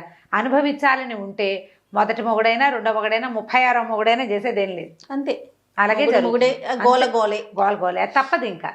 సరే, ఇది చెప్పింది చెలికత్తె, ఈ కథ విను, ఇట్లా జరిగింది కాబట్టి నీ పెళ్ళి తప్పకుండా నువ్వు అనుకున్న వాడితోటే అవుతుంది. ఈ అమ్మాయికి ఆ పద్మరాగమణి కరిగిపోయిందే ఉంది మనసులో. ఇంతలో దేవతలంతా చేరారు ఈ సభామంటపం పైన. తాత, ఇతనికి ఎవరితో వివాహం ఉందంటే వీళ్ళెవరు కాదు, చెయ్యి కాలు లేనిటువంటి ఒక వికలాంగుడితో ఈ పిల్ల పెళ్ళి అవ్వబోతోందని చెప్పాడు ఆయన. ఈ రాజుల్లో ఎవరో ఒకడు ఆమెను పెళ్లి చేసుకోలేడు. ఈ పిల్ల ఏం చేస్తుందో ఇదంతా కలయి తిరుగుతోంది, స్వయంవర మండపం అంతా వెతుక్కుంటోంది. ఎక్కడున్నాడా మన వీణ వాయించే అయినా అని. ఎక్కడ లేరు. వెతుకుతుంటే దేవతలు అడుగుతున్నారు, ఈ పిల్ల తిరుగుతోంది, ఎవరిని వరిస్తుంది అని. వీళ్ళెవరిని వరించదు, వికలాంగుడిని వరిస్తుంది, ఈ పిల్ల జాతకం వాడితోటి ముడిపడి ఉందని చెప్పాడు. ఈ అమ్మాయి ఏం చేస్తుంటే ఇంకా భగవత్ ప్రార్థన చేసుకుంది. నేను గనక సర్వసద్గుణ సంపన్ననైతే మనసా వాచా కర్మణ నేను ఎవరిని వరించానో అతడికే ఈ దండ అతని మెడలోనే పడాలి, లేదా భగవత్ సంకల్పం వేరేగా ఉంటే ఈ దండ ఎవరి మెడలో పడుతుందో నేను అతన్ని వివాహం చేసుకుంటానని దండ గాల్లోకి ఎగరేస్తే ఈ సభా మండపంలో ఒక పక్కన ఈ ప్రత్యేక అతిథులు కాకుండా చూడ్డానికి వచ్చి కూర్చున్నటువంటి గుంపులో కూర్చున్న ఈ ఎడమ కాలు ఎడమ చేయి లేని పురూరవ చక్రవర్తి మెడలో పడింది వెళ్ళాదండ. ఆ అమ్మాయి సంకల్పం అదే. భగవంతుడు సహాయం చేశాడు, విధాత తలపు, దాన్ని తప్పించగలిగేవాడు లేడు. ఆయన ఏం రాస్తే అది ఆయన రాసేశాడు రాత. దీనికి కాళ్ళు చేయి లేని వాడితో పెళ్ళి అని. పోయాను వద్దా మెడలో పడింది. ప్రజలంతా హాహాకారాలు చేశారు, కొంతమంది కరతాళ ధ్వనులు చేశారు. అయ్యో అయ్యో అన్నారు. తీరా చూస్తే పెళ్లి కుమారుడు ఎవరయ్యాడు? దొంగతనం నేరం మీద కాలు చెయ్యి కొట్టబడిన వాడు. రాజుగారు నిర్ఘాంతపోయాడు, ఏం చేయాలో తెలియలా. ఈ అమ్మాయి వెళ్ళి ఆయనకి దండం పెట్టింది, నేను నీ భార్యనని చెప్పింది. ఆయన ఎందుకమ్మా దాన్ని వద్దన్నాడు. ఆవిడ ఒప్పుకోలే. అమ్మాయి, నేను నిన్ను వరించాను, నీ సంగీతం వినే నేను వరించాను, నేను వచ్చి చూసి ఆవిడ చూసింది, వెళ్ళి ఆయనతో పరిచయం చేసుకోలేదు కానీ వెళ్ళి చూసింది. ఆయనని తెలిసినా ఆయన రూపమానికి వివసరాలు అయిపోయింది ఆవిడ. చెయ్యి కాలు చెయ్యి లేవు, లేకపోతే ఏమైంది? అలా ప్రేమలు అలా ఉంటాయి కదా. ఎవరి మనసు ఎక్కడ రంజింపబడుతుందో మనకు తెలియదు కదా. ఆమె భగవంతుడు ఆమెకి తనతో కూర్చాడు అంతే. ఇంకా వాళ్ళు ఏం చెప్పినా నమ్మేస్తారు జయ. ఇప్పుడు దుర్మార్గులైన వాళ్ళని నమ్మరు ఆడపిల్లలు, అంతే కదా. అంతే, వాళ్ళ మొహాన అది రాసి ఉంటుంది, అంతే నమ్మేస్తారు. అట్లా ప్రేమించేసింది ఆవిడ. ఇక ఆయన ఏమడిగినా సరే ఒప్పుకోలే. ఏం చెప్పినా కూడా నేను నీ భార్యని, భగవంతుడు కూర్చుని పెళ్లి సంబంధం కాబట్టి నేను తప్పననేసి. రాజుగారు చాలా సిగ్గుపడ్డాడు, మొహమాట పడ్డాడు. తను నేరారోపణ చేసిన ఆయన వాడిని పెళ్లి చేసుకోవటం ఏమిటి, పైగా ఈ కాళ్ళు చేతులు లేని వాడితో పెళ్ళి ఏమిటి, చాలా బాధపడ్డాడు. కూతుర్ని వెళ్ళిపోమన్నాడు ఇక్కడి నుంచి. ఆ అమ్మాయి పెళ్లి నుంచి పక్కకి రానంటోంది. పైగా ఇంత నలుగురు మధ్య జరిగాక ఇంకేం చేస్తారు, రాసరికపు పద్ధతులు కొన్ని ఉంటాయి కదా. దాంతో నగరాల నుంచి వెళ్ళిపోవాలనుకుంది. వెళ్ళిపోవాలంటే ఈయనేమన్నాడు, మనం ఇంకా 3 సంవత్సరాలు మనకు సమయం, 3 సంవత్సరాలు లేదు, కొంత సమయం ఉంది, అప్పటికి ఇంకా కొంత గడిచింది. మనం ఇతని దగ్గర పరదేశి కావాలి, బిల్డింగ్లో ఉండొచ్చు, అతని భవనంలో, ఏమీ అభ్యంతరం లేదని అన్నాడు. అంటే ఆవిడ ఒప్పుకోలే. కాదు, నా తండ్రికి తలవంపులు అన్నాడు అని మన అన్నాడు. మా నాన్న నాకు తలవంపులు అన్నాడు, ఆయనకు తలవంపులు తెచ్చే పని నేను కూతురుగా చేయకూడదు. నేను వివాహితని, నా భర్త ఎక్కడుంటే నేను అక్కడ ఉండాలి.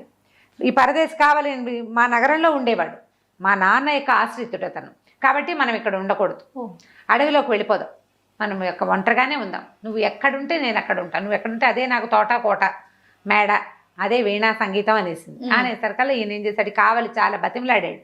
ఆవిడ ఉండటానికి ఇష్టపడలా, వెళ్ళిపోవాల్సిందేనంటే ఓ బంగారు పల్లెకులో వీళ్ళని ఎక్కించి తీసుకెళ్ళి అడవిలో వదిలిపెట్టాడు. ఓహో. ఆహారం వేళ అయ్యేసరికల్లా సరస్వతీదేవి ఆహార పాత్ర పుచ్చుకొచ్చేసింది.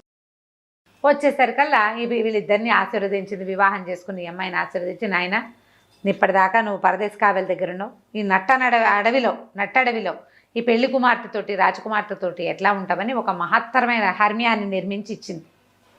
ఈ హర్మేన్లో ఉండు, నీ సమయం ఆసన్నం అయ్యేదాకా ఇందులోనే ఉండు, ఇక్కడే ఉండు, నువ్వు ఇక్కడే ఉండమని అతన్ని భార్యని ఆ బిల్డింగ్లో ఉండడానికి చెప్పి తెచ్చి ఆహారాన్ని ఇచ్చేసి ఎప్పుడు వచ్చేది ఆవిడ. ఈయనకి పూర్తిగా శనీశ్వరుడి నుంచి విముక్తి లభించేదాకా సరస్వతీదేవి ఆహారం ఇచ్చింది అతనికి. అద్భుతం కదండి. ఆయన యొక్క మరి ధర్మశీలత వల్లే అట్లా జరిగింది. ఆవిడే వచ్చేది ఈ బిల్డింగ్ని ఏర్పరిచింది. భార్యాభర్త కులాసాగా అందులో ఉండటం మొదలుపెట్టారు. అయితే ఎప్పుడైతే సరస్వతీదేవి బంగారు భవనం నిర్మించి ఇచ్చిందో ఆ తర్వాత శనీశ్వరుడు వచ్చాడట ఇక్కడికి. వచ్చి, అయ్యా నువ్వు యవనావస్థలో పట్టుకోమన్నావు, నిన్ను ఎన్ని రకాలుగా ఇబ్బంది పెట్టినా కూడా నువ్వు వదిలిపెట్టలేదు, అంటే ధర్మాన్ని విడనాడలేదు, సత్యాన్ని విడనాడలా, నన్ను దూషించలా, ఈ శని ఎప్పుడు పీడ విరగడవుతుందో అని అనలేదు, నువ్వు ప్రశాంతంగా ఉంటావు, ఇక అయిపోయింది నీ దశ, పూర్తిగా వదిలేశాను, మొత్తం అంతా అయిపోయాక నీ కాలు చెయ్యి సజావుగా వచ్చేస్తాయి, మామూలుగానే వస్తాయి, నీ కుమారులు తర్వాత నీ భార్య కూడా నేను త్వరలోనే కలుసుకుంటారు అని చెప్పి ఒప్పుకున్నారు, చెప్పేశాడనమాట. అయితే అప్పుడట ఇద్దరు గంధర్వులు విధి గొప్పదా మనసు గొప్పదా అనే విషయం మీద వాదించుకుంటున్నారు. దీనికి సరైన సమాధానం ఎవరు చెప్పగలరు అని వెతుకుతూ ఈ పురూరవ చక్రవర్తి చెప్పగలడని ఇక్కడికి వచ్చారు. వస్తే వాళ్ళు అడిగితే విధి గొప్పదా మనసు గొప్పదా? మనసుతో 100 ఊహలు చేస్తాం మనం, ఎంత చేసినా విధి విధానాన్ని అనుసరించే మన జీవితం నడుస్తుంది, కానీ మనసుతోటి అనుసరించి నడవదు. అవును, మనసుకి ఊహే ఉంది, విధించే లక్షణం అంటే శక్తి మనసుకి లేదు కదా. అప్పుడు ఈయన ఏం చెప్పాడంటే, ప్రపంచంలో ఎవ్వరు విధి విధానాన్ని నుంచి తప్పించుకోలేదు. ఎవరు తప్పించుకుంటారు? ఇప్పుడు సూర్యుడి కుమారుడైన యముడు, సూర్యుడు మహా తేజస్వంతుడైతే యముడు నల్లటివాడు ఎందుకయ్యాడు? విధి. ఆయనకి దున్నపోత ఎందుకుంది వాహనంగా? ఇది మనం చెప్పలేకపోతాం కదా. ఎవరికి ఏది జరగాలని ఉంటుందో అది ఆ రకంగా జరుగుతుంది. పురూరవ చక్రవర్తికి కాలు చెయ్యి పోవటం ఏమిటి? ఎందుకు పోయింది? విధి విధానాన్ని అనుసరించి జరుగుతాయి, విధిని మించింది లేదు. మరి మార్కండేయుడు ఈయనేమన్నాడు? అదేంటండి, మార్కండేయుడు ఉన్నాడు, ఆయనకి విధి ఏమిటి? 16 సంవత్సరాలకి మరణం, కానీ ఆయన ఏం చేశాడు? తన మనసుతోటి భగవత్ ప్రార్థన చేసి మరణాన్ని తప్పించుకున్నాడు కదా. అంటే కాదంటాడు నేను పురూరవుడు. అది కాదు, మార్కండేయుడికి బతకగలిగే విధి ఉన్నది కాబట్టే అతనికి భగవంతుడి మీదకి మనసు వెళ్ళింది. ఎంత ప్రయత్నించినా మనం విధికి ఎదురొడ్డలేము. విధికి ఎదురొడ్డి చేయాలి అంటే ప్రచండమైన దైవబలం కావాలి. అది మనసుకి కాదు, దైవబలం ఉన్నవాడికే మనసుకి బలం వస్తుంది. మార్కండేయుడు జీవించి ఉండాలని అతని తల్లిదండ్రులకి దీర్ఘాయుష్మంతుడైన కుమారుడు ఉన్నాడు. మార్కండేయుడి యొక్క జీవుడికే దీర్ఘాయుష్మంతుడిగా ఉండే లక్షణం ఉంది. ఇట్లాంటి ఒక మారకం ఉన్నప్పటికీ ఆయన పరమేశ్వరుని ఆశ్రయించి దాన్ని తప్పించుకున్నాడు. చెప్తే వాళ్ళు చాలా సంతోషించారు. చాలా బ్రహ్మాండంగా చెప్పావని ఎంతో ప్రైజ్ చేశారు. ఆ సమయంలోనే శనేశ్వరుడు వచ్చి ఈయనకి కాళ్ళు చేతులు ఇచ్చేశాడు. బ్రహ్మ విష్ణు మహేశ్వరులు ముగ్గురు ప్రత్యక్షమయ్యారట. ఈయనకి అన్ని శుభ లక్షణాలని ఇచ్చారు.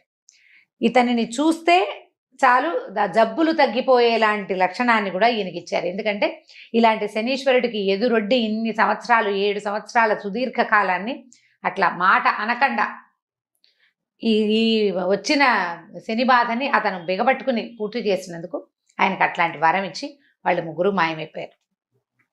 అయితే ఆ రోజు సాయంకాలం సరస్వతీదేవి ఆహారాన్ని తీసుకొచ్చింది. రోజు వస్తుంది కదా ఆవిడ, తీసుకొచ్చి ఈవిడ వెళ్ళిపోతుంటే చుట్టుపక్కల వాళ్ళు ఎవరో అడిగారు. ఆ గ్రామాలు అంటే అడవి దాటి వెళ్తూ ఉంటే అడిగారు. అడవిలోకి వచ్చిన వాళ్ళు కొంతమంది, అమ్మ ఎవరివి నువ్వు, ఎక్కడికి వెళ్తున్నావు? రోజు వస్తున్నావు, నువ్వు ఆహారం పట్టుకొచ్చి వెళ్తున్నావు, నిన్నెప్పుడు మేము చూడలేదు, పైగా ఇది వరకు లేదు ఈ అడవిలో ఈ బంగారు భవంతి. ఈ బంగారు భవంతి ఎవరిది? ఎవరికి కోసం నువ్వు వచ్చి వెళ్తున్నావు ఇక్కడికి అని అడిగేసరికల్ ఆవిడ ఏమందంటే, ఈ భవనంలో ఉన్నవాడు చాలా గొప్ప వ్యక్తి, అతన్ని చూస్తేనే గుడ్డివాళ్ళకి కళ్ళు వస్తాయి, జబ్బు చేసిన వాడికి జబ్బు తగ్గిపోతుంది, డబ్బు లేని వాడికి డబ్బు వస్తుంది, అతని దర్శనమే చాలా గొప్పది, కావాలంటే వెళ్ళి దర్శించుకోండి అని చెప్పి వెళ్ళేసరికల్లా ఈ ఊళ్ళో నుంచి ఎవరి ఊరి నుంచి, ఇది మామగారి ఊరు విశాలానగరం నుంచి ఒక్కొక్కళ్ళు అనారోగ్యస్తులు, మూసలి వాళ్ళు, ఓపిక లేని వాళ్ళందరూ వచ్చి ఈయన్ని దర్శనం చేయటం మొదలుపెట్టారు. పుష్పాంజలి కూడా తన భర్త యొక్క గొప్పతనాన్ని అంతా స్వయంగా దగ్గర నుంచి తెలుసుకుంది కదా, ఆయనతో హాయిగా ఆనందాలు అనుభవిస్తూ ఆయనతో పాటే ఉంది. ఈ ప్రజలంతా ఇలా వెళ్ళి ఆరోగ్యవంతులు అవుతున్నారు. రాజుగారు తెలుసుకుంటున్నాడు. ఏమన్నాడు భార్యతోటి, మన అమ్మాయి కూడా కాలు చెయ్యి లేని వాడిని పెళ్లి చేసుకుంది, ఎక్కడుందో మన పిల్లకు కూడా మేలు జరుగుతుందేమో, మనం కూడా వెళ్ళి చూసొద్దామన్నాడు. కాకపోతే ఈ ఎవరినో రాజుగారు వెళ్ళి స్వయంగా చూడడం అంత గొప్పగా ఉండదు. అందుకని ఏమనుకున్నారంటే మృగయా వినోదం కోసం వెళ్దాం అడవిలోకి, ఏదో కాకతాళీయంగా వచ్చినట్టుగా చేద్దామని అనుకున్నారు. అనుకున్న తర్వాత సరే ఈయన ఏం చేశాడు, భార్య భర్త ఇద్దరు కలిసి కొంత పరివారంతో అడవిలోకి వెళ్ళారు, ఏదో వేటాడారు. తర్వాత ఈ భవంతి దగ్గరకు వచ్చారు.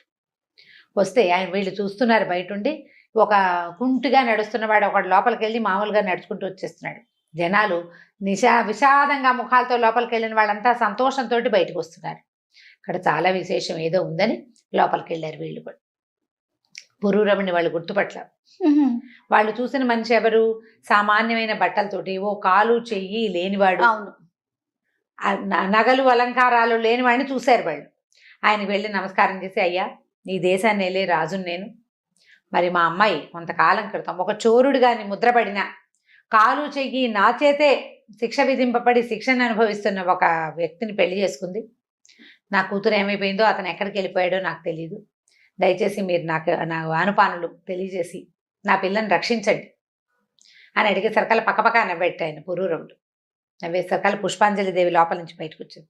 తల్లిదండ్రిని చూసి దండం పెట్టింది. అయ్యా నాన్న, మీరు నేను మీ కూతుర్ని ఎలాగైతే మీరు నన్ను వెనక్కి పంపించేశారు, ఏమనుకున్నారు, ఒక కాలు చెయ్యి లేదు చోరుడు అనుకున్నారు.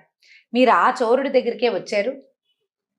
ఈ మీరు చోరుడు అనుకుంటున్న మీ అల్లుడు సామాన్యుడు కాదు. ఇతని దర్శనంతో సర్వపాపాలు నశిస్తాయి. శనీశ్వరుడు ఈయనకి వరం ఇచ్చాడు. నీ కథను విన్నవాళ్ళు, నీ విషయం తెలుసుకున్న వాళ్ళకి నా బాధలు తక్కువగా ఉంటాయి. అదృష్టవంతులైన వాడికి నేను అసలు పట్టనన్నాడు.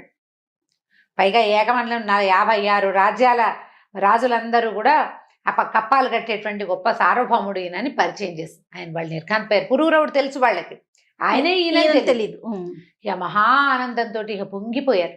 వీళ్ళు అక్కడ ఉండగానే సరస్వతీదేవి కూడా వచ్చింది. ఆవిడని చూసి మరీ ఆనందంతో పొంగిపోయారు. ఎంత అత్యద్భుతమైన సంగతి. అయితే ఇప్పుడు ఏం చెప్పిందంటే, నీ కుమారులు నీ భార్య కూడా త్వరలోనే దగ్గరకు వచ్చేస్తారు నీకని చెప్పింది. ఈ సంగతి తెలుసుకున్నాడు. ఇతని స్నేహితుడు ఉన్నాడు, పరదేశి కావలి, అతను కూడా పరిగెత్తుకుంటూ వచ్చాడు. వీళ్ళే వాళ్ళు అని తెలిసి ఈయన్ని కావలించుకున్నాడు. చాలా సంతోషించి ఈ పరదేశి కావలి చాలా కోటీశ్వరుడు కదా అతను ఈ విశాల నగరపు రాజు, ఇవి పుష్పాంజలి తండ్రి ఇద్దరు ఆలోచించుకుని అడవంతా బాగు చేసి ఒక నగర నిర్మాణం చేయించారు. అక్కడ వీళ్ళ బంగారు భవనం కాకుండా అన్ని తోటలు దొడ్లు ఏర్పరిచారు, దారులు ఇళ్ళు వాకిళ్ళు అన్ని ఏర్పరిచారు. ఆ కావలి కూడా ఇక్కడే ఉండటం మొదలుపెట్టాడు చాలా విశేషంగా. అయితే ఇక్కడ ఒక సామ్రాజ్యం ఏర్పడింది అనమాట. ఒకనాడు ఒక సన్యాసి వేషంలో ఉన్న ఒక ఆయన వచ్చాడు. ఈయనెవరు, శుచిమంతుడు అతని పేరు. ఇతను పురూరవ చక్రవర్తి యొక్క ప్రధానమంత్రి. ఆయన ఆ రోజు ఈయన ఏం చేశాడు, భార్య పిల్లలిద్దరిని ఎత్తుకుని బయటకు వచ్చేసాడు కదా. అయితే రాజ్యాన్ని వీళ్ళు కొంత రక్షించుకున్నారు. పరాయి రాజ్యం పరాయి రాజు పాలవకుండా రాజ్యాన్ని రక్షించుకున్నారు. రాజు కోసం వెతికితే పిల్లలు లేరు, తల్లి లేరు, ఎవరు లేరు. ఎంత వెతికినా రాజు జాడ దొరకల. ఆయన సకుటుంబంగానే వీళ్ళని వెతకడానికి బయలుదేరాడు. ఇక కొంత మేర వెళ్ళిన తర్వాత కుటుంబాన్ని దిగవిడిచి సన్యాసి వేషధారణతో వెతుక్కుంటున్నాడు. అయితే ఇక్కడ ఒక బంగారు నగరం ఏర్పడిందని, బంగారు భవంతితోటి ఒక నగరం ఏర్పడిందని, ఆ నగరంలో ఉన్న రాజును గనక చూసిన వాళ్ళకి అన్ని సమస్యలు తీరిపోతాయని విని ఈయన ఒకవేళ ఆయన మా పురూరవుడేమోనని అనుమానంతో, పురూరవుడు అని పేరు మాత్రం బయటికి రాల, ఇక్కడ ఒక రాజు ఉన్నాడని తెలిసింది. ఆ శుచిమంతుడు వచ్చాడు ఇక్కడికి. వచ్చి ఆయన ఎదురుపడేసరికల్లా ఒకళ్ళనొకళ్ళు గుర్తుపెట్టారు, కావలించుకున్నాడు. శుచిమంతా, ఏమిటి సన్యాసి అయిపోయావా, నువ్వు సన్యాసం తీసుకున్నావా అంటే, కాదు ప్రభు, ఇది మారు వేషమే, మీకోసం వెతుక్కున్నాం. ఆ రోజు రాత్రి మీరు మహారాణి వారు శ్రీయుతులు కుమారులు ఎవరూ కనపడలేదు, ఎన్ని విధాలు వెతికినా దొరకలేదు. మీకోసం వెతుకుతూ ఆ రాజ్యంలో ఉండలేక వెతుకుతూ వచ్చానని ఇక్కడికి వచ్చానని చెప్పాడు. శుచిమంతుడిని తనతోటే ఉంచుకున్నాడు. అతని కుటుంబాన్ని రప్పించారు. ఇంతలో ఏమైంది, ఒక గొల్లెత్తి దగ్గర పెరుగుతున్నారు రాజకుమారులు ఇద్దరు. వాళ్ళకి చక్కగా అన్ని అస్త్రవిద్యలన్నీ పట్టుబడ్డాయి. అయితే వాళ్ళకి ఉపగ మహర్షి చెప్పాడు ఈ పురూరవుడి కథ చెప్పి, ఆ పురూరవుడే మీ తండ్రిని ఉపదేశించాడు వాళ్ళకి. అయితే వీళ్ళు పురూరవుడు ఎక్కడున్నాడో ఎవరికి తెలియదు. ఆయన శని బాధల్లో ఉన్నాడు. ఎక్కడున్నాడు? ఈ పిల్లలిద్దరు తల్లికి ఏమన్నారా, పెంపుడు తల్లికి, అమ్మ ఇంత విద్య నేర్చుకున్నాం, ఎక్కడైనా ఎవరి దగ్గరైనా పని చేస్తే కదా మా విద్యకి రాణింపు, గుర్తింపు ఎట్లా వస్తుంది, మన ఊళ్ళోనే మనం ఉంటే గుర్తింపు రాదు, బయటికి వెళ్ళాలి, ఎక్స్ప్లోర్ చేస్తే కదా. అందుకని ఆమెను ఒప్పిస్తే ఆవిడ ఏం చేసింది, సరే బాగా బతిమలాడింది, వద్దునైనా వెళ్ళిపోద్దు అంటే, ఎప్పటికీ నువ్వు మా పెంపుడు తల్లివే, మేము ఎక్కడికి వెళ్ళినా మళ్ళీ నీ దగ్గరికే వస్తాం, లేదా నిన్ను మా దగ్గరికి రప్పించుకుంటామని ఒప్పించారు. ఒప్పిస్తే సరే అందరూ రాజులను చూసుకుంటూ ఏ రాజు దగ్గరైనా పనికి కుదరాలని పెట్టుకున్నారు. అన్ని రాజ్యాలు చూస్తూ ఇక్కడ ఒక కొత్త రాజ్యం ఏర్పడిందని, ఈయన మహానుభావుడైన రాజు అని తెలుసుకున్నారు. ఇక్కడికి వచ్చారు. ఈ పిల్లల్ని చూసేసరికి ఈయనకి జ్ఞాపకం వచ్చింది, గుర్తుపెట్టాడు. ఆయన కానున్నది కావాలి, ఎప్పటికవుతుందో ప్రపంచం అంతా తెలుసుకోవాలి కదా. సరే ఏమన్నాడు, ఈ కుమారులు ఇద్దరిని ఏమిటి అని కనుక్కున్నాడు. మేము శస్త్ర విద్యలన్నీ అభ్యసించాం, మనిషికి ఒక్కొక్క 2000 మాడల చొప్పున జీతంగా ఇవ్వండి, మీ దగ్గర పనిచేస్తా ఉన్నారు. సరే వీర బాలకుమారుల్లాగా ఉన్నారు, ఓ 13-14 సంవత్సరాల వయసు ఉంటుంది, అంతకంటే లేదు కదా, 13 ఏళ్ళు కూడా లేవు, 12-13 ఏళ్ళు ఉన్నాయి అంతే. సరే ఉంచుకున్నాడు తన దగ్గర. ఈ పిల్లలిద్దరూ ఇక్కడ ఉద్యోగం చేయటం మొదలుపెట్టారు. ఏ పని చెప్తే ఆ పని చేస్తారంటే రాజోద్యోగులుగా ఉంటే కాపలాలు, ఎవరినైనా రక్షించటము అలాంటి వ్యవహారాల్లో ఉన్నారు. ఇంతలో ఏమైందంటే ఇక్కడికి ఈ కుమారులిద్దరూ ఇక్కడ ఉండగానే తల్లి ఆచూకీ ఎలా తెలిసిందో మనం వచ్చే భాగంలో తెలుసుకుందాం. అబ్బాయిలిద్దరూ తండ్రి దగ్గరకు వచ్చారు, ఇంకా తల్లి రావాలి. తండ్రి కొడుకులు అన్న విషయం ఏం వివరంగా తెలియలే, తల్లి ఎక్కడో ఉంది. ఇద్దరు ఏంటంటే మేము నీ దగ్గర పని చేస్తాము, మమ్మల్ని ఉంచుకో, మాకు ఇన్ని విద్యలు వచ్చంటే పిల్లల్ని గుర్తుపెట్టాడు. ఆయన తన కుమారులాగా ఉన్నారనుకున్నాడు. కాలం చెప్పాలి అవునా కాదా అనేది. ఎవరు చెప్తారు? మీరు మా అబ్బాయిలేనా అని అడిగితే పిల్లలకి తెలియదు కదా. ఆయనేమో తను ఒక నదికి ఓ పక్కన ఒకడిని, రెండో పక్కన ఇంకోటి కట్టేసి వెళ్ళిపోయాడు. సరే పిల్లలిద్దరిని చేర్చుకున్నాడు. చెరుకో 2000 వరహాలు జీతాలు ఇచ్చి అట్ట పెట్టుకున్నాడు. సరిగ్గా అదే సమయంలో నవకోట నారాయణ ఇక్కడికి తిరిగి వచ్చాడు. అతను ఏం చేస్తున్నాడు, సముద్ర తీరంలో జయప్రదాదేవి ఎందులో అయితే ఎంటర్ అయిందో ఆ పెట్టే ఆ మందసాన్ని కాపాడుకుంటూ అక్కడే ఉన్నాడు. కానీ ఆయనకి కాలక్రమాన ఒక వార్త ఏం తెలిసిందంటే, ఈ ప్రాంతంలో విశాల నగరానికి దగ్గరలో కొత్తగా ఒక నగరం వెలిసిందని, అందులో ఉన్న రాజుగారు చాలా గొప్పవాడని, ఆయన కంటి చూపు తగిలితేనే అనారోగ్యాలు అవి తగ్గిపోతాయని తెలుసుకుని, ఒకవేళ ఈ మందసం తెరుచుకుంటుందేమో, ఈ పెట్టె తెరుచుకుంటుందేమోనని ఆ పెట్టెని సముద్రం ఓడలో వేయించి తీసుకొచ్చాడు. ఓడలని సముద్రంలోనే ఉంచుతారు, సముద్రంలో ఉంచుకుని చిన్న పడవెక్కి వస్తారనమాట. చిన్న పడవెక్కి వచ్చాడు. వచ్చి ఈయనకి దండం పెట్టాడు. దండం పెట్టి, అయ్యా నేను ఒక వ్యాపారస్తుడిని, నా పేరు నవకోట నారాయణ, మరి ఒక దేవాలయం కట్టించడానికి ఒక ఏర్పాటు చేసుకున్నాను. అప్పటికి చాలామంది కూలీలు వచ్చి పనిచేశారు. వాళ్ళలో ఒక గణాంకుడు, ఒక లేఖకుడు ఉండేవాడు. ఆ లేఖకుడి భార్య చాలా అందగత్త. అయితే నేను ఆమె మీద మనసు పడ్డాను. ఆమె కోసమని నేను కొంచెం ప్రయత్నం చేసి డబ్బుల కోసం నా గదికి వచ్చేలాగా ఏర్పరిచాను. ఆమె నా గదిలో ప్రవేశించింది. ఆమె ప్రవేశించిందని తెలిసి నేను లోపలికి వెళ్ళాను, కానీ ఆవిడ కనపడలేదు. తర్వాత తెలిసింది ఆమె ఆ గదిలో ఉన్న ఒక పెద్ద పాత పురాతనమైన పెట్టెలోకి ప్రవేశించేసింది. ఏం చేసినా ఆ పెట్టె తెరవబడలేదు. చివరికి ఇక నన్ను వదిలిపెట్టేలాగా లేదని సముద్రంలో పారేద్దాం అనుకున్నాను ఆ పెట్టెని. అయితే పడిపోతుండగా ఆవిడ, నాయన నేను నన్ను సముద్రంలో పడేయద్దు, 7 సంవత్సరాలు నేను ఇందులోనే ఉంటాను, నా భర్త చేయి తగిలితేనే ఈ పెట్టె తెరవబడుతుంది. 7 ఏళ్ళు అంది, అన్నపానీయాలు లేవు, ఆ పెట్టె తెరవబడలేదు, తెరుచుకోలేదు. మేము తీలేకపోయాము, దానంతట అది తెరవబడలా. ఈ 7 సంవత్సరాలు దాటిపోయింది, ఆమె చెప్పిన సమయం అయిపోయింది. ఎవరు ఏ విధంగా పెట్టె తెరుచుకుంటుందో నాకు తెలియలేదు. ఆవిడ అన్నపానీయాలు లేవు, వస్త్రాలు లేవు, గాలి లేదు, అందులోనే ఉంది, ఎప్పుడైనా మాట్లాడుతుంది. మరి ఆ పెట్టెని మీ సముఖానికి తీసుకొచ్చాననగా నేను వెంటనే తన భార్య అని తెలిసింది. ఆయన ఏమనుకున్నాడంటే, ఎంత లోకోత్తరమైన చరిత్ర కలిగింది తన భార్య, అయితే అది ప్రపంచానికి తెలియాలి. అందుకని ఏం చేశాడంటే, సైనికులు పిలిచి, ఈ నవకోట నారాయణ సముద్రంలో ఒక ఓడుంది, అందులో ఒక పెట్టుంది, ఆ పెట్టెని తెరవండి అన్నాడు. వీళ్ళంతా పోయారు, సుత్తి శానాలన్నీ పుచ్చుకుని కొట్టారు, పీకారు, లాగారు, ఏం చేసినా ఆ పెట్టె తెరవబడలేదు. సరే పెట్టెని సముద్ర తీరానికి తెద్దామనుకున్నారు. ముందు ఒక ఏనుగుని తీసుకెళ్ళారు. ఆ పెట్టె మోసు రావాలి కదా, ఆ ఏనుగు ఎంత లాగినా పెట్టె కదలలేదు. ఇక 10 ఏనుగుల్ని పట్టుకెళ్ళారు. ఏం చేసినా ఆ పెట్టె మాత్రం లాగలేకపోయారు. ఏనుగులు కింద పడిపోతున్నాయి సముద్రంలో, ముందు గట్టిగా లాగి బొక్కబొరల పడిపోతున్నాయి, నీళ్ళల్లో పడిపోతున్నాయి, లాగలేకపోతున్నాయి. దాంతో వాళ్ళందరూ వచ్చి, అందులో ఏ బ్రహ్మరాక్షసుందో తెలియదండి, అసలు ఆ పెట్టె తెరవబడదు, కదలబడదు.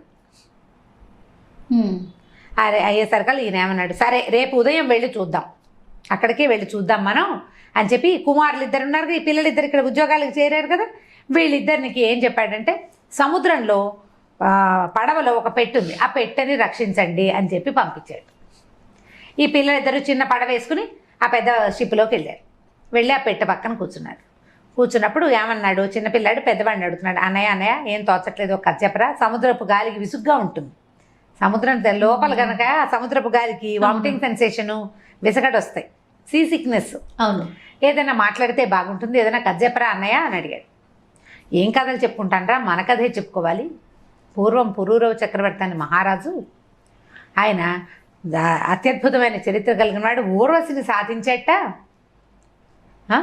జయప్రదాదేవని ఆవిడని పెళ్లి చేసుకున్నాడు. పెళ్లి చేసుకున్నాక శనేశ్వరుడు పట్టుకున్నాడు పురూరవ చక్రవర్తిని. ఈ పురూరవ చక్రవర్తి అనగానే పెట్టె, పిల్లలు ఒక పక్కన కూర్చున్నారు, ఆ పెట్టె ఒక పక్కన ఉంది. ఈ పెట్టె తమ గురించే మాట్లాడతామని పెట్టెలో ఉన్న ఆవిడ పెట్టెతో సహా పిల్లల దగ్గరికి జరిగొచ్చింది. పిల్లల దగ్గరికి జరిగింది, వాళ్ళు చెప్పుకుంటున్నారు కదా. అప్పుడు ఈ జయప్రదాదేవిని పెళ్లి చేసుకున్న తర్వాత ఓ 2 పిల్లలు పుట్టారు. పిల్లలు పుట్టాక శనీశ్వరుడు పట్టుకున్నాడు. ఆయన తత్తరపడి శనీశ్వరుడి నుంచి తప్పుకోవటం కోసం రాజ్యం వదిలిపెట్టి భార్య పిల్లలతో సహా పారిపోయాడు. ఈ పారిపోయిన తర్వాత ఏమైంది, ఊరు వదిలిపెట్టి వెళ్ళిపోయాడు. తర్వాత ఒక చోట భార్యని పోగొట్టుకున్నాడు. ఎలా పోగొట్టుకున్నాడో పిల్లలకి తెలియదు, ఏం జరిగిందనేది తెలియదు, ఆయనకి తెలీదు, ఏం జరిగిందో ఆయనకి తెలీదు. భార్య మిస్ అయిపోయింది, కాలిపోయింది అనుకుంటున్నారు వాళ్ళు. ఇప్పుడే కదా ఆయనకి బతికుందని తెలిసింది, పిల్లలకి తెలియదు ఆ సంగతి. తర్వాత ఒక నదీ ప్రవాహం దగ్గర పిల్లల్ని కూడా పోగొట్టుకున్నాడు. పాపం ఆ పిల్లలు మనమేట, మన తండ్రి పురూరవ చక్రవర్తిట. మనకు ఉపమహర్షి చెప్పాడు కదా ఈ రహస్యం, ఏనాడో మళ్ళీ మనం కలుస్తా అంట అన్నాక ఒక్క క్షణమై ఒరే ఈ పెట్టేట్రా మన దగ్గర ఉంది, మనం ఇందాక దూరంగా కూర్చున్నాం కదా అనుకున్నారు. అనుకుని ఏం చేశారు, పెట్టె దగ్గరకు వచ్చేసి అంత పెద్ద పెట్టె దగ్గర కూర్చోడం, ఇంకా కొంచెం అవతలకి జరిగి పురూరవ చక్రవర్తి కథలు చాలా ఉన్నాయిరా, ఆయన ఊర్వశితో అని పెట్టెకేసి చూశాడు. పెట్టె జరిగి వస్తుంది, ఇదేంటి ఇది కదిలిస్తుంది అని ఆశ్చర్యపోయి కథ చెప్తుంటే కదులుతోందని తెలిసింది వాళ్ళకి. అది కూడా నువ్వు పిచ్చాపాటి మాట్లాడుకుంటే కథలు కామ్గా కూర్చుంది. ఆవిడకి తెలిసింది ఈ పిల్లలిద్దరూ తన కుమారులేనని. ఇక వాళ్ళు ఎటు జరిగితే అటు జరగటం మొదలుపెట్టింది. వాళ్ళు పురూరవుడు అనగానే నడిచి వచ్చేస్తుంటుంది పెట్టె. అక్కడి నుంచి వీళ్ళు ఏం చేశారు, ఓ పని చేద్దాం, సముద్రం నుంచి బయటికి వెళ్ళిపోదాం. చిన్న పుట్టేసుకొచ్చారు. పుట్టితో పాటు వస్తుందేమో చూద్దామని చెప్పి షిప్ దిగారు. ఇట్లా మెట్ల మీద దిగుతారు కదా, ఈ పెట్టె కూడా మెట్ల మీద నుంచి జారి వచ్చేసింది కిందకి. వీళ్ళు పుట్టిలోకి ఎక్కారు. ఆ పుట్టి వెనకాలే ఈదుకుంటూ వచ్చేస్తుంది పెట్టె. సముద్ర తీరంలోకి వచ్చేసింది. తెల్లారిపోయింది. ఈ పిల్లలిద్దరు ఏం చేశారు, రాజుగారి దగ్గరికి వెళ్ళారు. వెళ్ళి మీరు ఒక పెట్టెకి కాపలా ఉండమని పంపించారు కదా, ఆ పెట్టె సముద్ర తీరానికి వచ్చేసింది, వచ్చి చూదురుగాని రండి అన్నారు. అనేసరికల్లా రాజు ఆశ్చర్యపోయాడు, అందరూ ఆశ్చర్యపోయారు. అదేమిటి ఏనుగులు కదిపినారా అని పెట్టె, పిల్లలు పైగా వాళ్ళకి సహాయం లేదు, వాళ్ళిద్దరే, వాళ్ళతో పాటు ఎట్లా వచ్చిందంటే పెట్టె దానంతటా అదే వచ్చిందని చెప్తున్నారు. వెంటనే వీళ్ళు ఏం చేశారు, రాజుగారు ఏం చేశారు, తన భార్యని తర్వాత అత్తమావల్ని పిలిచాడు. అదే టైంకి ఈయన ఫ్రెండ్ ఉన్నాడు కదా పరదేశి కావలి, అతను సరస్వతీదేవి అనుదిన ఆహారం ఇవ్వడానికి వస్తుంది ఆవిడ అందరూ కలిసి ఆ సముద్ర తీరానికి వెళ్ళారు. వెళ్ళాక ఈయన అడిగాడు, ఏం చెప్తే దేనివల్ల ఈ పెట్టి ఇక్కడికి వచ్చింది అనుకుంటున్నారు మీ ఉద్దేశం అంటే, మేము పురూరవ చక్రవర్తి కథ చెప్పుకున్నాము, ఆ పురూరవ చక్రవర్తి పేరు వినగానే ఈ పెట్టె కదిలి మా వెనకాల వచ్చేసింది అని చెప్పారు. చెప్పేసరికల్లా ఈయన పరమానందం పట్టలేక ఆ పెట్టెని ముట్టుకున్నాడు. ఇట్లా పట్టుకునేసరికల్లా పెట్టె మూత ఊడి లేచి వచ్చింది. ఆ పెట్టెలోంచి జయప్రదాదేవి దిగి బయటకు వచ్చింది. జనం అంతా ఆశ్చర్యపోయారు. ఆయన నవకోటి నారాయణ కాళ్ళ మీద పడ్డాడు, క్షమించమని, నన్ను క్షమించు, ఒక్క క్షణం నా బుద్ధి చెలించటం వల్ల ఇట్లాంటి పొరపాటు జరిగింది అనేసరికి రావటం ఏమిటి, ఆ సరస్వతీదేవి అక్కడి నుంచి శనేశ్వరుడు కూడా వచ్చాడు. వచ్చి ఈమె నీ భార్యే కాదు, ఈ కుమారులిద్దరూ నీ సంతానమే, వీళ్ళని ఒక పడుచు ఆవిడ గొల్లెత కాపాడింది, కొంత రాసవిద్యలు అవి నేర్పించింది, ఉపమహర్షి ఈమెకి ఉపదేశం చేశాడు, దానివల్ల నిన్ను చూశాడు, కాలు చేయలేకుండా నిన్ను చూసి వెళ్ళిన ఉపమహర్షి అక్కడికి వెళ్ళి పిల్లల్ని సరిచేశాడు, కాబట్టి నీ కథ సుఖాంతమైంది, నువ్వు ఇంతకాలం ఈ ధర్మపరాయణత్వాన్ని వదిలిపెట్టకపోవటం వల్లే ఇవాళకి నీ చరిత్ర ఇట్లా లోకోత్తరంగా అయిందని శనేశ్వరుడు సరస్వతీదేవి ఇద్దరు చెప్పారు. చూస్తున్న ప్రజలంతా ఆశ్చర్యపోయారు. జయప్రదాదేవి ప్రవేశించిన నాడు ఎలా ఉందో అలాగే ఉంది, ఏమీ మార్పు లేకుండా. ఈవిడేమో భర్తకి పాదాభివందనం చేసిన, పుష్పాంజలేమో అక్కగారికి పాదాభివందనం చేసింది. తర్వాత వెంటనే ఆయన తనకి శుచిముఖుడు ఉన్నాడు, ఈయన మంత్రి కూడా వచ్చేసాడు కదా, వీళ్ళంతా కలిసి తమ రాజ్యానికి వెళ్ళిపోయారు ఈ శనేశ్వరుని యొక్క ఆజ్ఞతోటి. వెళ్ళిన తర్వాత ఆ ఏ సామంతులైతే ఈయన రాజ్యం మీదకి వచ్చారో వాళ్ళంతా 56 మంది సామంతులు ఆయనకి కప్పాలు కట్టి ఆయన్నే చక్రవర్తిగా ఒప్పుకున్నారు. భార్య కుమారులతో చాలా అత్యద్భుతమైన జీవితం గడుపుతూ ఏం చేశాడంటే ఆయన జ్ఞాపకం వచ్చింది. సరస్వతీ నది ఒడ్డున తన వాళ్ళని రూపవంత గంధర్వులు వాళ్ళని గురించి ప్రార్థన చేస్తే ఒక అగ్ని పుట్టింది. అవును. ఆ అగ్నిని ఒక చోట దాచిపెట్టొచ్చాడు. అక్కడికి వెళ్ళాడు. వెళ్తే ఆ అగ్ని ప్రాంతంలో ఒక పెద్ద సెమీ వృక్షం మొలిచి ఉందట. ఎక్కడైతే ఈయన అగ్నిని స్థాపించాడో అక్కడ. ఆ తర్వాత ఆయన మళ్ళీ అక్కడ ఆ సెమీ వృక్షపు కొమ్మలతో ఇది చేస్తే ఒకదానికొకటి పుట్టి ఇది చేస్తే ఊర్వశి వచ్చిందట మళ్ళీ ఆయన కోసం. మళ్ళీ ఊర్వశి వచ్చాక ఇంకొక సంతానం కలిగింది. ఇంకో కుమారుడు కలిగాడు ఆయనకి. ఇంకో కుమారుడు కలిగాడు. తర్వాత ఈ భార్యలతోటి పుష్పాంజలి మరియు ఈవిడ ఉంది కదా జయప్రదాదేవితో హాయిగా సంతోషంగా గడిపి కొంతకాలం గడిపి ఊర్వశి వెళ్ళిపోయింది. పిల్లలకి రాజ్యాభిషేకం చేసేసాక తర్వాత వానప్రస్థాశ్రమాన్ని స్వీకరించి ఆ తర్వాత దేహత్యాగానంతరం ఆయన తన ప్రేయసి అయినటువంటి ఊర్వశి పరిష్వంగాన్ని మళ్ళీ పొందాడు. దేహత్యాగం తర్వాత ఆయన మరణించిన తర్వాత స్వర్గానికి కదా వెళ్తాడు. భార్యలు స్వర్గానికి వెళ్ళిపోయారు. ఈయన ఊర్వశి మళ్ళీ లభించింది ఆయనకి మరణానంతరం కూడా. శనేశ్వరుడు చెప్పాడట, ఇట్లా ఓపికగా ఉన్నవాడి కథ వింటే వాళ్ళకి శని బాధలు తక్కువగా ఉంటాయి. నీ కథ విన్న వాళ్ళకి చెప్పిన వాళ్ళకి కూడా శని బాధలు తక్కువ అని ఆనందించాడనమాట. అట్లా పురూరవ చక్రవర్తి కథ. చాలా బాగుంది. మేమంతా విన్నాము మీ నోటి ద్వారా. సో ఆయన అనుగ్రహం మా అందరికీ ఉండాలి. తప్పకుండా ఉంటుంది. రైట్ రమణ గారు, నమస్తే. నమస్తే జయ.